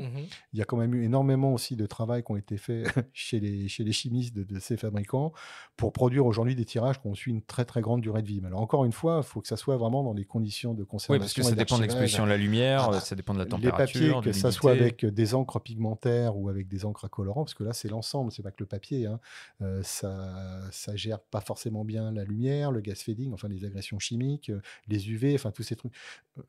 Nos doigts, rien que nos doigts, avant de manipuler un papier, enfin quand on manipule un papier, il faut essayer de prendre toutes les précautions. Des gants, du coup. Alors, les gants, moi j'étais un très chaud partisan des gants, j'en ai des quantités. J'ai plein de photos de toi avec des gants. C'est vrai. Non, mais j'ai lu il n'y a pas très très longtemps, parce que je me documente en permanence justement sur la manipulation, la conservation, que finalement les gants pourraient être aussi facteurs d'une petite rayure, d'une petite dégradation. J'ai quelques documents là-dessus qui tendent à dire que c'est pas forcément le meilleur choix. Donc, ça serait plutôt de le prendre par la dorsale et par les bords, et puis d'être super soigneux, quoi. Alors, il y a tout un tas finalement de paramètres, de caractéristiques autour des papiers. Bon, il y a déjà les grandes familles, mat brillant, satiné, mais il y a aussi le grammage, il y a aussi l'épaisseur, il y a évidemment les dimensions du tirage en lui-même. Tout ça, finalement, ça joue sur la robustesse et un peu mécaniquement sur la durée de vie, tout ça.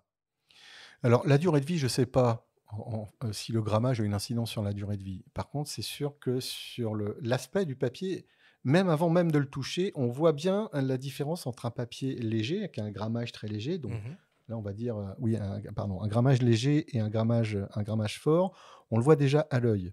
Ensuite, il y a ce qu'on appelle la main du papier, qui n'est pas forcément directement lié au grammage du papier. C'est la manière dont il est structuré, dans la manière où les fibres sont bien présentes. C'est un ressenti, la main. C'est un vrai ressenti physique. C'est-à-dire qu'on prend une feuille, rien qu'en l'ayant dans la main, déjà, on voit qu'elle a vraiment de la consistance. Moi, je dis, elle est un peu crunchy, elle tient dans la main, quoi, en fait. Donc ça, c'est aussi très, très important dans le ressenti qu'on a. On parlait de ressenti physique du papier. C'est cet ensemble de choses qui confèrent justement pourquoi on va aller vers tel ou tel type de papier, avant même déjà d'avoir imprimé dessus. Ensuite, effectivement, on a le grain du papier va pouvoir jouer. Donc là, on a différentes familles dans les papiers fine art. On a des grains fins, des grains légers. Donc là, ça, c'est l'aspect de surface. Voilà, c'est l'aspect de surface. La structure de la surface, quoi. Voilà, on va avoir un petit peu de grain, un petit peu de matière, etc. Alors, on pourrait parler par régulier, extension. un truc aléatoire. Ouais, les papiers japonais où on voit un peu la fibre, on voit les feuilles. Il y a tout ça concourt aussi au rendu final hein, du tirage. Mais ça, déjà, c'est un jugement qualitatif qu'on fait à l'œil, qu'on fait. Il y a l'odeur du papier. Alors, je dis pas que On est l'odeur. presque dans le culinaire, c'est fou. Hein. Ah, mais moi, j'ai souvent tendance à dire que c'est très charnel, en fait, un papier. Ça fait appel à tous nos sens. Et en même temps, moi, je sais que des choix de papier sont faits. Moi, je vais voir pas mal d'expos. Et j'aime bien dans les expos quand on explique, alors déjà qu'on explique qui a tiré, sur quel papier on a tiré, etc., parce que ça permet, déjà ça donne, c'est un petit merci au tireur, mais en même temps c'est le papier, il est fondamental pour mettre en avant nos images. Donc ça permet aussi de voir ce qu'il y a d'intéressant, ce que moi je pourrais choisir pour mes images, parce que je dis ces images correspondent bien aux miennes, etc. Tiens, il faut que je le teste. Alors on a des bonnes surprises, puis des mauvaises surprises. Hein. J'en avais parlé. Moi un jour, j'avais un papier, j'étais tombé fou amoureux. Et j'en ai acheté une boîte qui coûtait très cher. Et puis quand j'ai fait mes premiers essais, j'ai dit merde, finalement ça va pas. Ça va pas avec mes images. Ça va très bien avec d'autres, mais ça allait pas avec mes images. Donc c'est pour ça, on en parlait au début, les tests, qu'on soit amateur ou pro, les tests sont fondamentaux parce que on peut se planter et un plantage, c'est pas terrible pour nos images, quoi. Il y a un autre paramètre, alors on l'a un peu évoqué tout à l'heure quand tu parlais des OBA, c'est la teinte.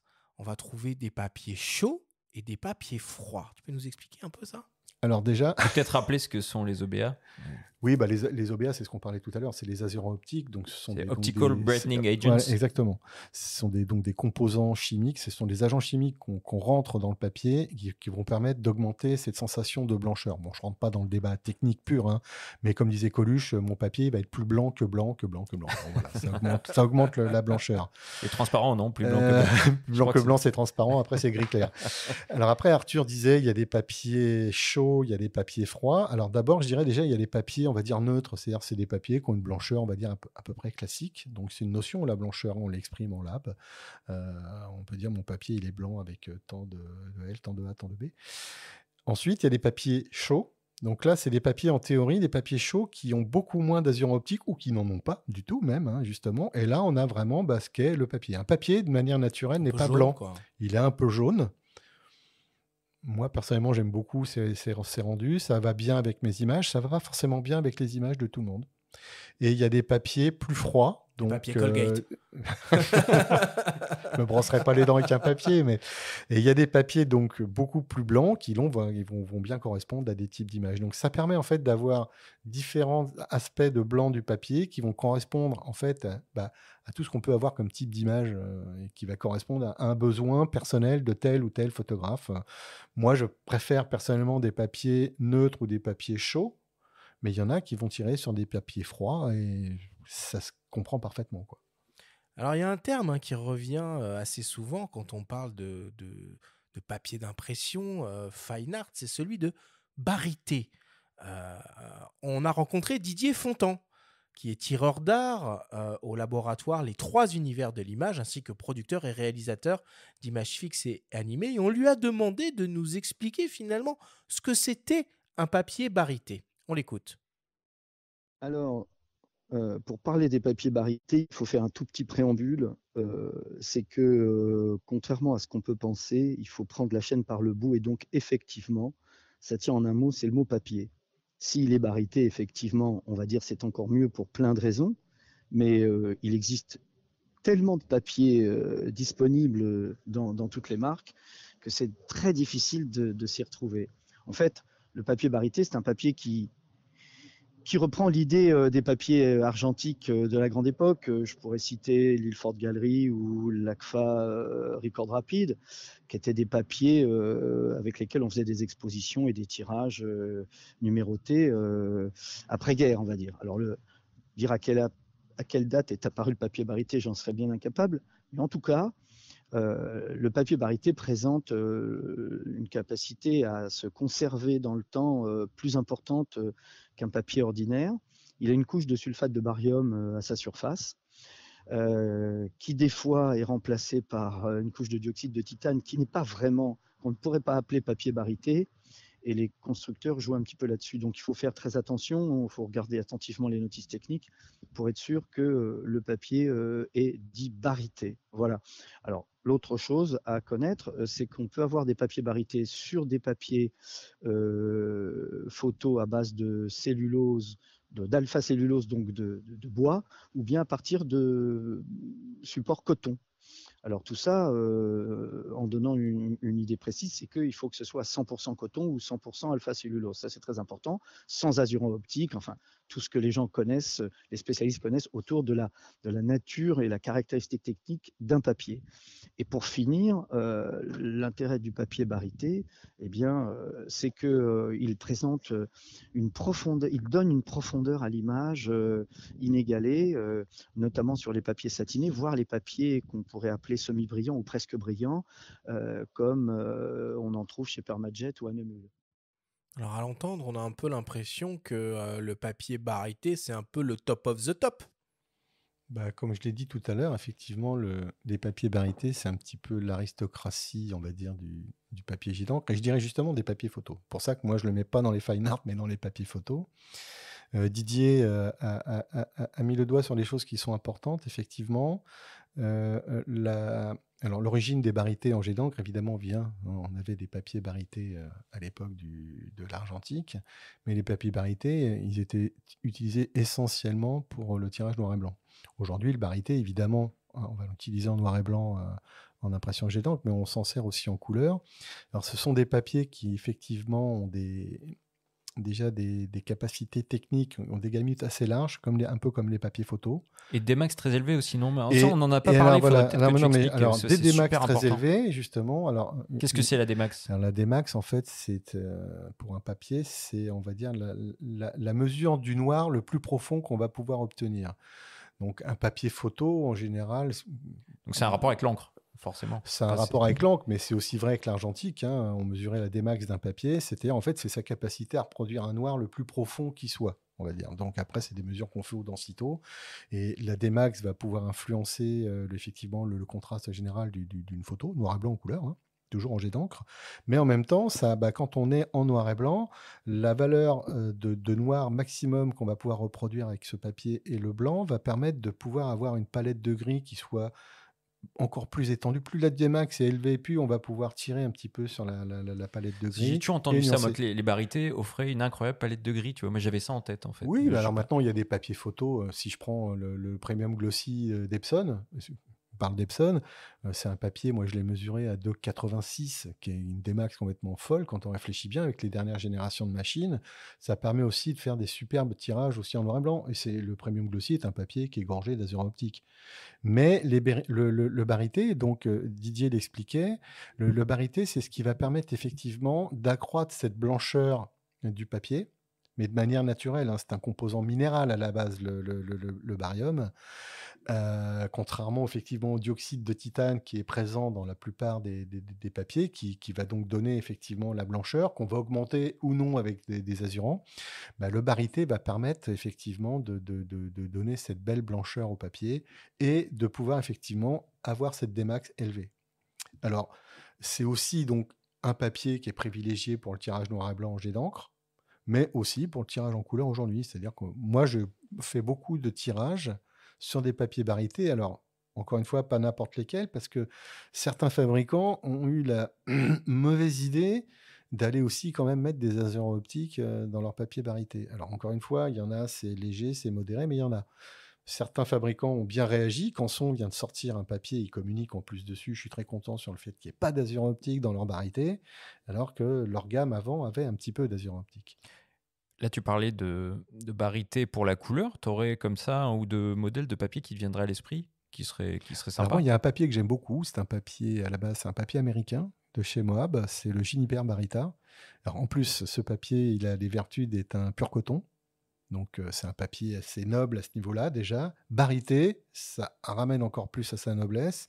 C'est un papier qui a un très, très beau rendu de couleur, qui a un gamut qui est très, très, très important, et une démax élevée. Donc, ça, c'est vraiment un superbe papier pour le tirage. Il y a un autre barité chez Annemuleux, je ne me rappelle jamais sa référence, mais c'est un des barités sans azur optique, parce que Annemuleux a aussi des barités avec un peu d'azur optique. Pour des problèmes de chaîne de fabrication. Alors c'est dommage parce que c'est des papiers pour la plupart qui sont très très beaux, mais il y a certains collectionneurs très tatillons qui vont dire bah ouais mais ouais, il y a des azurants. Mais bon, ils ont quand même une gamme de papiers qui est homogène et il y en a pour tout le monde et pour tous les goûts et tout le monde n'a pas les exigences aussi d'un collectionneur ou d'un musée. Donc il faut voir aussi que c'est pas non plus pénalisant pour un papier d'avoir des azurants optiques. Ça permet d'avoir une gamme et un panel et on sait ce qu'on choisit. Alors, on le voit hein, depuis le début de cette émission, finalement, le marché du papier d'impression est très actif et il y a beaucoup d'acteurs. Alors, il y a évidemment les deux grands constructeurs un peu historiques d'imprimantes que sont Canon et Epson qui proposent des gammes de papier. Alors, chez Canon, ils ont 5 papiers fine art différents. Ils ont un smooth, un premium matte, un platinum, un luster, un ROF qui fait 320 grammes et un peu plus de 0,5 mm d'épaisseur. C'est quoi les autres grands constructeurs de papier qu'on peut trouver sur le marché français, Patrick? Alors déjà, je dis pas constructeur, mais fabricant. Constructeur, pour moi, c'est une voiture. Non, mais bon, c'est pour rigoler. Mais en fait, il y a beaucoup de fabricants de papier. Alors, les plus présents sur le marché français, on les a un petit peu cités. Il y a Annemuleux, allemand, et Canson, Cocorico, c'est français, qui, eux, sont très, très présents, occupent une grande part des ventes parce qu'ils sont très connus. Il y a Permajet, aujourd'hui, qui occupe une bonne place, avec une gamme de papier vraiment superbe, du papier photo, du papier fine art. Je ne trahirai pas un secret, mais pour le début d'année prochaine, il va y avoir 3 nouveautés, mais ultra intéressantes pour les photographes. Donc là, à suivre de très très près. Mais à côté de ça, il y a d'autres fabricants de papier qui sont aussi là de manière un peu plus confidentielle. Il y en a un qui était présent sur le salon, il y a Innova, qui a une jolie gamme de papier, qui a un barité très intéressant sans azur optique et qui a d'autres papiers sans azurant. Encore une fois, il y en a pour tous les goûts, ils ont une jolie gamme de papier. Il y a Ilford, qu'on ne pas oublier, même si Ilford n'est plus l'Ilford qu'on a connu, et il y a des papiers qui disparaissent. Le Ilford Goldfield Silk, on ne le trouve plus depuis plusieurs mois. À mon avis, il ne sera pas remplacé. C'est pour ça que ça donne des ailes à certains. Il y a des papiers donc, qui devraient arriver. Tu citais Awagami au début de l'émission. Awagami, c'est un peu on entend souvent, ça revient souvent dans les oreilles, ce truc-là. Ouais, ça devient un petit peu mythique comme ça à l'oreille. Awagami, il a, je ne vais pas dire une place à part, mais par rapport aux fabricants de papier qu'on citait tout à l'heure, Awagami, c'est un papetier japonais. Donc, ce sont des papiers, ce qu'on appelle les papiers washi. Donc, il y a toute une gamme, il y a toute une famille de papiers chez Awagami, donc du plus fin au plus fort grammage, un papier que j'utilise moi, entre autres, qui a des bords frangés, donc les fameux décollages, papier qui s'appelle le Bison, qui est un papier absolument fabuleux, qui a déjà, rien que quand on voit cette feuille de papier, je dirais presque qu'on pourrait on a envie de rien imprimer dessus. On n'imprime rien dessus, non, mais vraiment, c'est papier, mais c'est vrai pour plein d'autres papiers, il faut les avoir en main, il faut les voir pour vraiment se rendre compte de ce qu'est déjà le papier en lui-même. Une fois qu'on a une photo dessus, ça contribue encore plus à mettre en valeur l'image. Le papier, c'est l'écrin des photos. S'il y a une phrase à retenir, souvent je dis, c'est l'écrin de nos photos. Sans papier, on n'est pas grand-chose. Donc, il y a Awagami. Ilford a une gamme de papier washi. Alors, je ne sais pas qui leur fait. Je ne pense pas que ça soit Awagami, mais ils ont une petite gamme qui commence un peu à être poussée. Donc ça, oui, c'est une gamme de papier qui est très, très, très, très intéressante. Après, il y a d'autres papiers qu'on trouve difficilement en France. Moi, je me rappelle d'un papier dont j'avais parlé au tout début du monde de la photo et de Workflow. C'est un papier américain, encore une fois, qui est le Silver Rack de chez Museo. Alors, c'est pas un papier barité, mais c'est un papier déjà sans azur optique. C'est un papier, mais au rendu mais absolument fabuleux. Pour ceux qui sont habitués un petit peu, justement, feu les tirages cartolines de l'argentique, quand on voit ce papier, on ne peut que tomber amoureux. Mais encore une fois, voilà, c'est des papiers, il faut avoir vu, il faut avoir envie. Quand on prend goût au papier, moi je connais des gens qui font le voyage aux États-Unis uniquement pour aller chercher certains papiers qu'ils ne trouvent pas en France. Bilan carbone, c'est moyen là. Et ils en profitent. Discutable. Alors je vais reprendre ma phrase. Ils ne vont pas aux États-Unis que pour ça, mais ils profitent d'aller aux États-Unis parce qu'ils y ont affaire pour telle et telle chose, machin, etc. Vacances, ils combinent tout. Qu'il m'arrive de faire, et moi je ramène au moins 2-3 boîtes de papier dans mon sac. Non, mais je fais un peu exprès d'ailleurs en parlant de bilan carbone. Est-ce qu'on peut parler un petit peu d'écologie rapidement? Parce que je crois que Annemuleux a une spécificité par rapport à d'autres fabricants en termes de circuit court. En tout cas, nous, en tant que Français, Alors, on c'est peut vrai parler que de circuit court. c'est un par rapport vaste à- débat. Je ne sais plus qui m'a demandé, mais pourquoi tu ne ferais pas une expo un peu écolo avec des papiers qui sont faits à la main, sans trop de Bah, produits de base, comme ça, on chimiques. se dit imprimer, c'est pas écolo. Alors déjà imprimé, c'est pas écolo puisqu'on y met de l'encre, effectivement, avec des machines qui ont été fabriquées, qui sont venues pour la plupart du Japon. Donc, mais en termes de papier, on parlait d'Annemule. Effectivement, Annemule a développé une gamme qui s'appelle Natural Line autour de, au départ, 3 papiers, plus un 4e qui vient de re-rentrer dans la danse, qui est un papier. Ah, ça y est, j'ai oublié son nom. Enfin bref, peu importe. Ils ont 4 papiers absolument superbes qui sont fabriqués sur place avec des composants papier et fibres produits sur place de manière complètement écolo. Si je dis pas de bêtises, les papiers, en plus, ils peuvent se réclamer d'avoir des papiers véganes. On va vraiment un petit peu loin jusqu'au bout de la réflexion.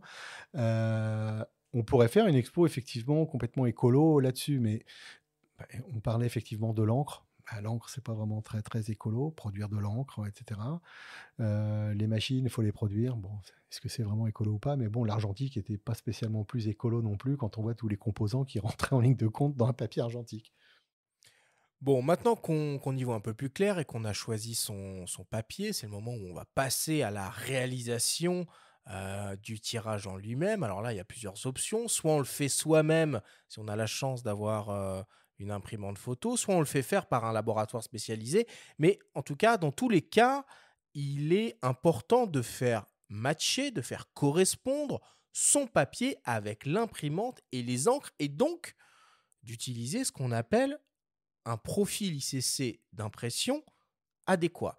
Et alors là, c'est un peu compliqué parce que on a les constructeurs d'imprimantes qui proposent des profils ICC d'impression. Je reprends l'exemple de Canon. Alors évidemment, ils proposent les profils pour leur propre papier, mais pas que. Quand on achète une imprimante Canon, on va avoir accès à des profils Anmule, Canson, Ilford, etc. On a les constructeurs de papier eux-mêmes qui, dans la majorité des cas, proposent des profils ICC en fonction des différentes imprimantes qui existent sur le marché. Et on a la possibilité de se faire soi-même ces profils ICC en utilisant une petite sonde. Patrick, c'est quoi la meilleure option? Et oui, et avant ça, on a même la possibilité de tout laisser faire en mode automatique. Donc, qu'est-ce qu'on fait, Patrick? C'est vraiment la question piège. Mais non, mais il y a plein de réponses à apporter. Alors, en fait, tout dépend déjà du point de vue dont on va se placer. Tu posais d'abord la question, qu'est-ce qu'un profil ICC? Alors déjà, on va commencer par répondre par ça. Un profil ICC, moi, quand on me demande ce que c'est, je dis qu'en fait, c'est un petit peu la carte d'identité du papier. Mais attention, de ce papier avec cette imprimante. Avec telle imprimante, Voilà, oui, parce que c'est-à-dire que c'est important ça. un papier va avoir plusieurs cartes d'identité selon l'imprimante avec laquelle il va être utilisé. Voilà, c'est-à-dire qu'il n'y a pas un profil entre guillemets générique qui va correspondre à toutes les machines. Chaque machine a une tête d'impression avec une définition, une résolution d'impression. Il y a les encres, le type d'encre, les encres pigmentaires. Donc, tout ça influe donc sur ce que va pouvoir restituer ce papier. Un papier, pour comprendre comment il est conçu par un fabricant de papier, on va coucher le papier de manière à essayer d'avoir le gamut dont on parlait tout à l'heure le plus large possible. Mais après, on va voir comment il se comporte avec telle et telle et telle machine selon les specs que va nous fournir le fabricant. Et là, on établit ces fameux profils. Alors, tu parlais des profils génériques fournis par les fabricants de papier. Si on remonte à la préhistoire du jet d'encre, c'est vrai que d'abord, il n'y a pas grand-chose à ce niveau-là. C'est-à-dire que la gestion des couleurs était quelque chose de balbutiant, donc il n'y avait pas grand-chose. Et puis, quand il a commencé à y avoir les premiers profils papier fournis par les fabricants, c'était pas vraiment extraordinaire. Donc, on avait tendance à dire, l'idéal, il faut les faire soi. Donc, comme tu dis, il faut un outil pour le faire. Ça s'appelle un spectrocolorimétre. Donc, comment on fait c'est un petit peu comme si on allait calibrer un écran. Tu peux citer 2-3 modèles un peu références de spectro sur le marché? Je vais t'en citer qu'un, parce qu'on va dire, enfin, il y en aurait deux. On va dire qu'il y a aujourd'hui Calibrite, qui a succédé, on va dire, à X-Rite, qui a un modèle qui est issu du Color Monkey, qui a un nom, je ne me rappelle plus, mais il y en a. X-Rite n'existe plus? Alors, X-Rite existe toujours pour les outils professionnels, mais pour la partie photo grand public, c'est devenu Calibrite. D'accord. Ok, donc il distribue les charts color checker, les colorimètres. l'iOne? Alors, l'iOne existe, mais chez X-Rite. C'est plus un outil rentré dans la photo. Ok. Mais ça existe toujours. Justement, donc, Calibrite a Spectro qui fait aussi office de colorimètre, qui va servir à la fois, on va pouvoir calibrer un écran ou faire ses profils papier. Sinon, il y a effectivement l'iOne, là, qui est quand même beaucoup plus onéreux avec une solution qui est beaucoup plus chère, qui là est un vrai Spectro et ça coûte très très cher. Je pense que ça, c'est vraiment un outil qu'on réservera aux experts très avancés Ouais, ou au labo, et aux quoi. pros ou à un Ouais. labo. Voilà, exactement. Ensuite, il y a Datacolor qui a aussi un petit colorimètre, qui est plutôt accessible en termes de prix, qui vient concurrencer celui de Calibrite en fait, hein, et qui permet, on va dire, à l'amateur de faire ses profils. Alors ça, tu me demandais tout à l'heure, qu'est-ce que je conseillerais à quelqu'un aujourd'hui? Profil donné par l'imprimante, profil donné par le fabricant ou profil perso? Alors, déjà, les profils fournis par l'imprimante, c'est les profils des papiers du fabricant d'imprimante. Pas que. Non, mais déjà, au départ, quand on installe un pilote, que ce soit chez Epson ou chez Canon, quand on va s'en servir, on va dire avec Photoshop, on a accès tout de suite au profil de l'imprimante. C'est-à-dire que on parlait de Canon, si je prends par exemple, allez, on va dire le ProLuster, je viens de tirer l'expo d'une copine dessus, on a accès au profil fourni par Canon. Et en toute franchise, mais il marche grave. Ça marche bien. Il marche grave. Pour avoir fait moi-même un profil ProLuster et pour avoir fait les tirages correspondants, on T'as regarde pas les réussi à tirages, faire mieux, quoi. sauf parce que je l'ai marqué au dos, je suis incapable de Ok. dire qui est le profil fabricant, etc. Et ça, c'est vrai aussi aujourd'hui pour les profils qui sont aussi fournis par les papetiers, donc Annemule, Canson, Permajet et consorts.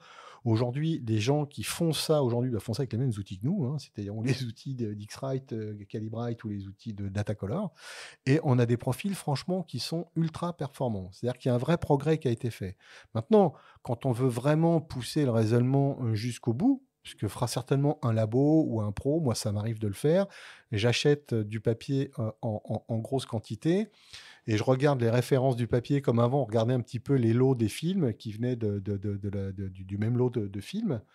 Je sais que si je fais mon profil, j'ai un profil qui est vraiment sûr pour ces 200 feuilles de papier que j'ai, c'est bien mon profil à moi. Donc ça, au moins, c'est l'assurance de mon papier.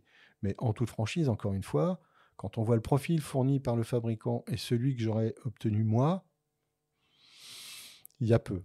Et on souligne aussi une chose, c'est que des fabricants comme Canon aujourd'hui, quand ils lancent une imprimante, c'était le cas avec la Pro1000, moi je me rappelle pour l'avoir déjà même bêta-testé avant, et quand elle a été lancée sur le marché, elle a été lancée, outre les profils papier Canon, avec des profils pour certains papiers Annemule, des papiers Canson, il y avait de l'Ilford, etc. Les tests qu'on avait faits, moi, m'avaient mis m'avaient scotché parce que je me suis dit, mais on a vraiment une imprimante où on peut imprimer les yeux fermés, déjà en utilisant les profils. le type de papier, quoi. Voilà, on peut parler de Philippe Omesser. Hein. Alors, il y a Philippe Omesser, qui est un ami photographe, qui est installé à Mulhouse, qui continue, qui est ambassadeur Canon, du reste, qui teste en permanence cette imprimante.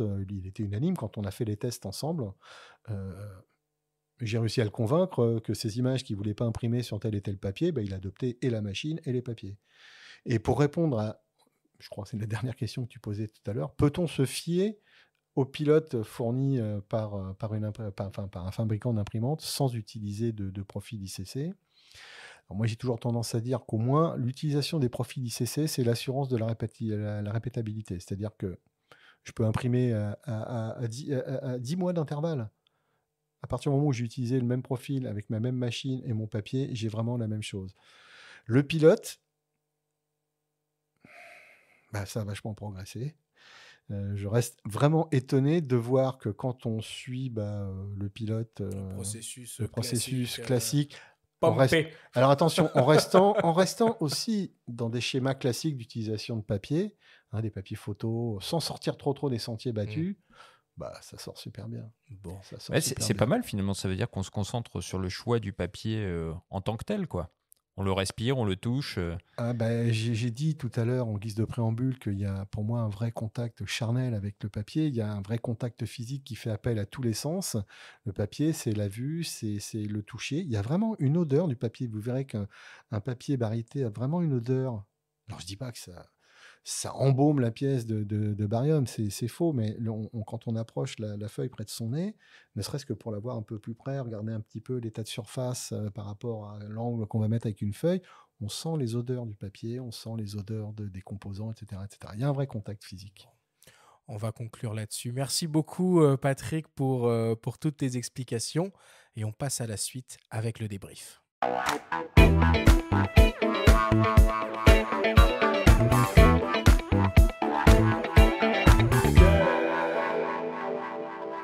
Nous sommes toujours avec Patrick Lévesque. Patrick, c'est le moment du débrief pour synthétiser les infos importantes à retenir de notre grande discussion autour des papiers d'impression fine art. Première question, Patrick. Pourquoi c'est important le choix du papier pour un tirage photographique jet d'encre ?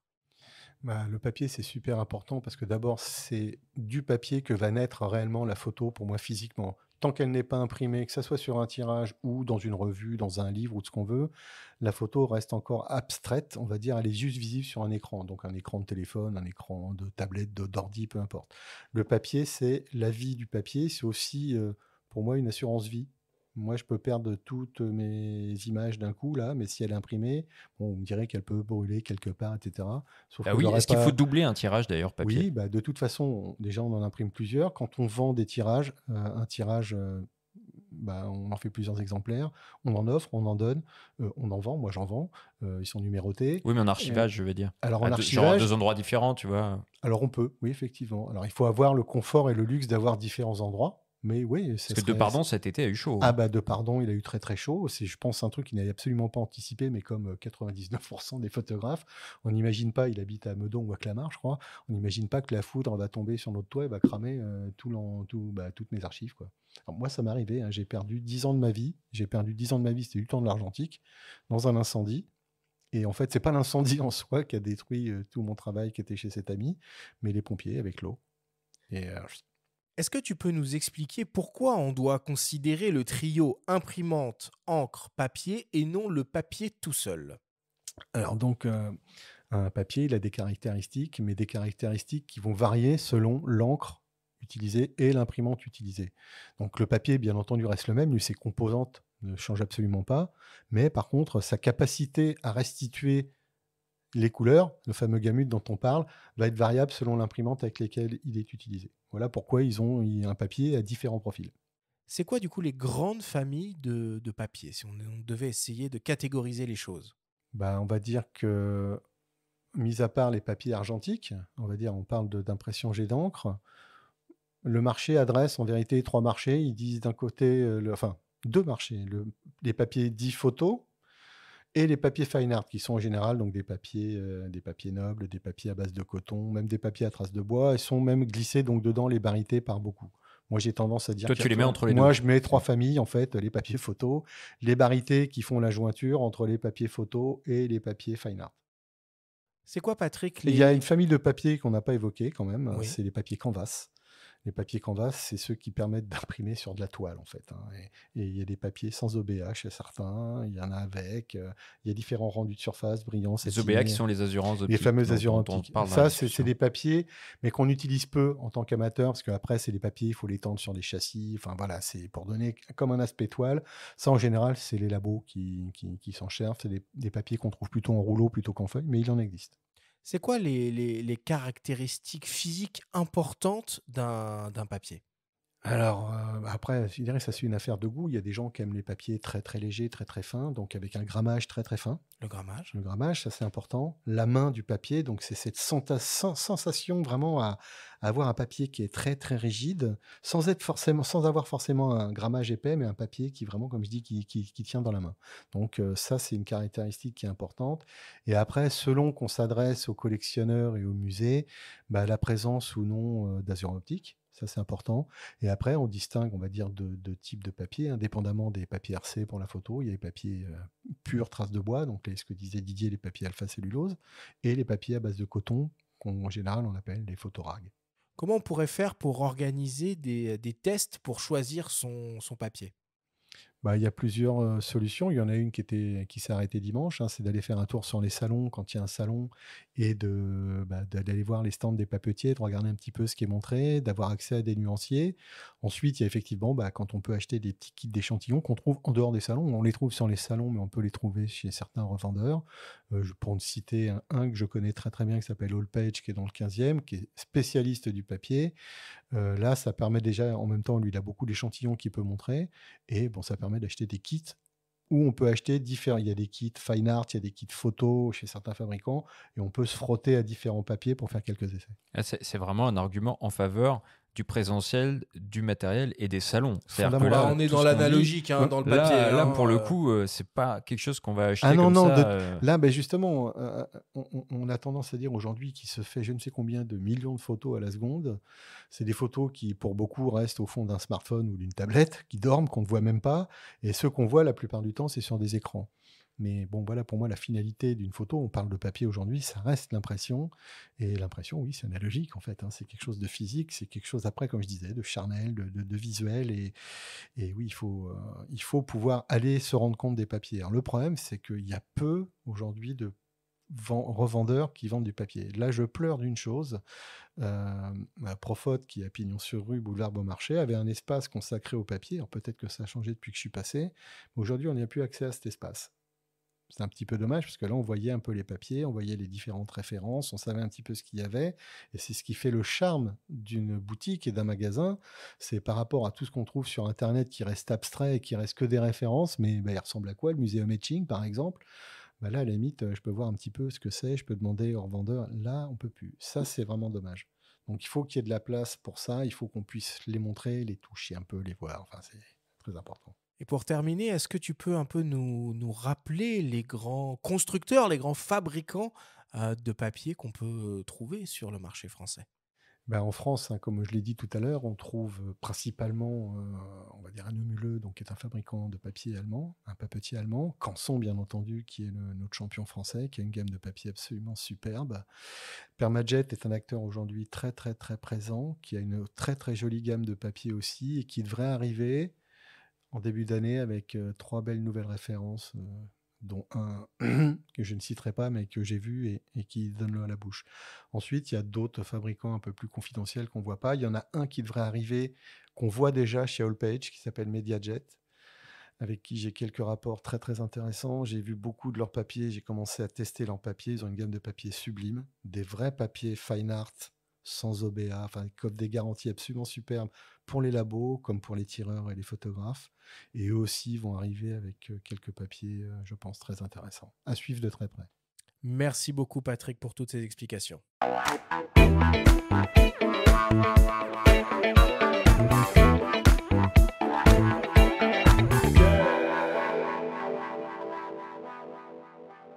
Il est temps de passer à la dernière partie de cette émission et d'attaquer le traditionnel quiz.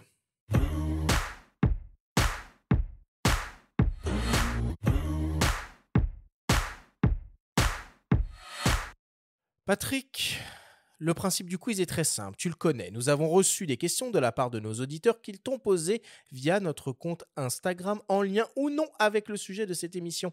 Nous en avons sélectionné quelques-unes et tu vas avoir seulement 30 secondes et pas une de plus pour tenter d'y répondre le plus clairement possible. Patrick, as-tu bien recompris la consigne? Oui, j'ai compris. Alors on démarre avec une première question qui nous vient d'un dénommé Franck. Franck se demande: pourquoi le papier photo jet d'encre est si cher? Le papier jet d'encre, il est cher parce que, en fait, comme il s'en vend pas beaucoup, ça fait qu'il n'y a pas forcément déjà pléthore d'acteurs, il n'y a pas des gros stocks et achetés et disponibles sur le marché, donc ça coûte cher. Donc je pense que plus on imprimera, plus il y aura de papier, plus on pourra baisser les coûts. C'était le cas avec l'encre. L'encre, on a vu que l'arrivée des machines à réservoir a démocratisé, on va dire, le prix de l'encre, c'est-à-dire qu'on l'a vraiment rabaissé au prix du millilitre. Je pense que si on fait avec le papier, on devrait y arriver. Mais c'est vrai que c'est cher. Parfait, je n'ai rien à ajouter. Bravo. Le maître du chrono, là. Impressionnant. Deuxième question qui nous vient d'une dénommée Héloïse. Héloïse se demande: quel est ton papier fine art préféré? Évidemment, là, tout le monde le sait, c'est un secret pour personne. C'est un papier japonais, c'est le Bisan.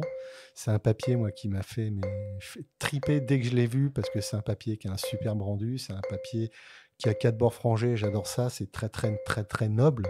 C'est un papier qui a une main extraordinaire, et c'est vraiment un papier, quand on a imprimé dessus, on a du mal à revenir en arrière, mais c'est un papier hyper cher, je préfère même pas parler des prix. Vas-y. Non, c'est très cher. On le trouve facilement? Oui, on le trouve chez Graphic Réseau, chez Profot, on le trouve.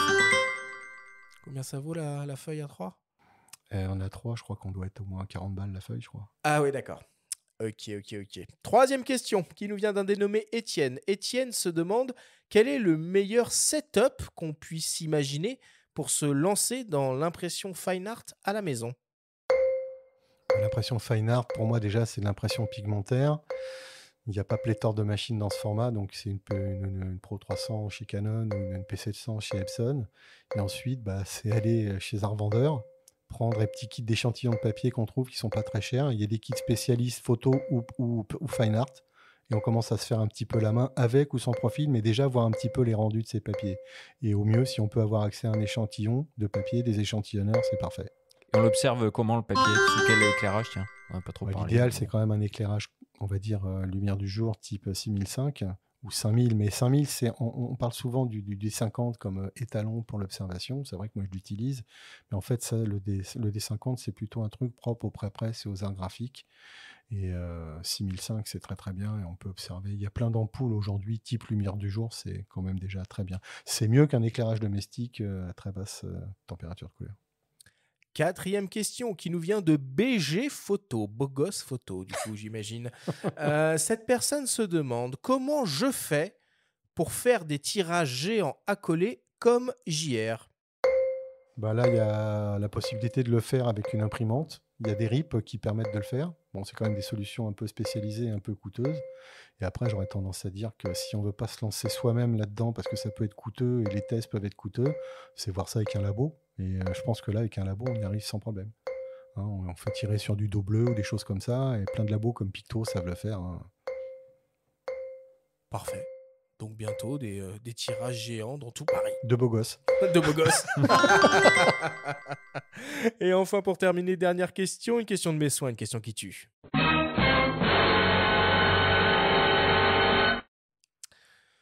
Patrick, dresse-nous le portrait robot du papier idéal. Alors un papier idéal qui existe ou qui n'existe pas. Tu peux fermer les yeux et c'est nous voyager là. L'instant sensuel. Moi j'aime bien les bords frangés, donc un papier à bords frangés c'est chouette. J'aime beaucoup le barité, donc un papier barité frangé c'est bien. Ça pourrait être un papier rag, donc un papier coton barité, grand format, bien entendu sans azurant optique. Et qu'on trouve en feuille du plus petit au plus grand, ça pour moi ça serait bien. Voilà qui conclut le quiz cette semaine.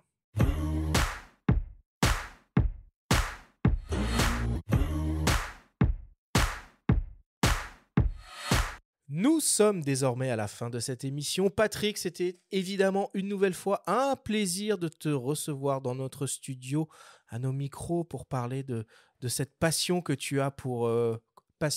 comment on dit contagieuse que tu as pour les papiers d'impression. Faudrait faire une série. Merci beaucoup, Patrick. Quelles sont tes actualités un peu en ce moment? Qu'est-ce qui va se passer? Moi, je bosse beaucoup en prod en ce moment. Étonnamment, la prod a beaucoup repris le chemin de ma vie. Donc ça, c'est plutôt bien. Je suis très content à tout point de vue. Il y a Montier-Ander qui se profile. J'y vais parce que j'y vois quelques amis photographes. Certains, on a parlé, on les a évoqués. Puis c'est les 25 ans cette année. C'est les 25 ans de Montier. Il y aura même Steve McCurry, dis donc. C'est incroyable. Il y a Steve McCurry qui vient. Et il y a d'autres photographes quand même très importants. La photo animalière, lui. J'en profite pour faire de la pub pour un pote. Il s'appelle Pascal Bourguignon, qui a priori devrait pouvoir lancer son livre qui est en financement participatif pendant le salon. Donc ça, c'est un bouquin sur les arbres à ne pas manquer. Et Tony Crocetta, qui annonce un bouquin extraordinaire, un bouquin sur toute son œuvre, on va dire sa vie, son œuvre. Donc là, il a un camp au Kenya et ça promet aussi. Ça mérite d'être vu, oui, tout à fait. Oui. En tout cas, il y aura de très très belles expos à Montier, c'est vraiment à voir. Merci beaucoup, Patrick. La semaine prochaine, on va s'intéresser au métier d'iconographe. Nous recevons pour l'occasion Wilfried Estève, le fondateur et directeur du collectif Hans Lucas, qui a une longue expérience d'iconographe dans de nombreux grands hebdomadaires. Merci à tous de nous avoir écoutés. Faites attention à vous, prenez soin de vous et on se retrouve jeudi prochain.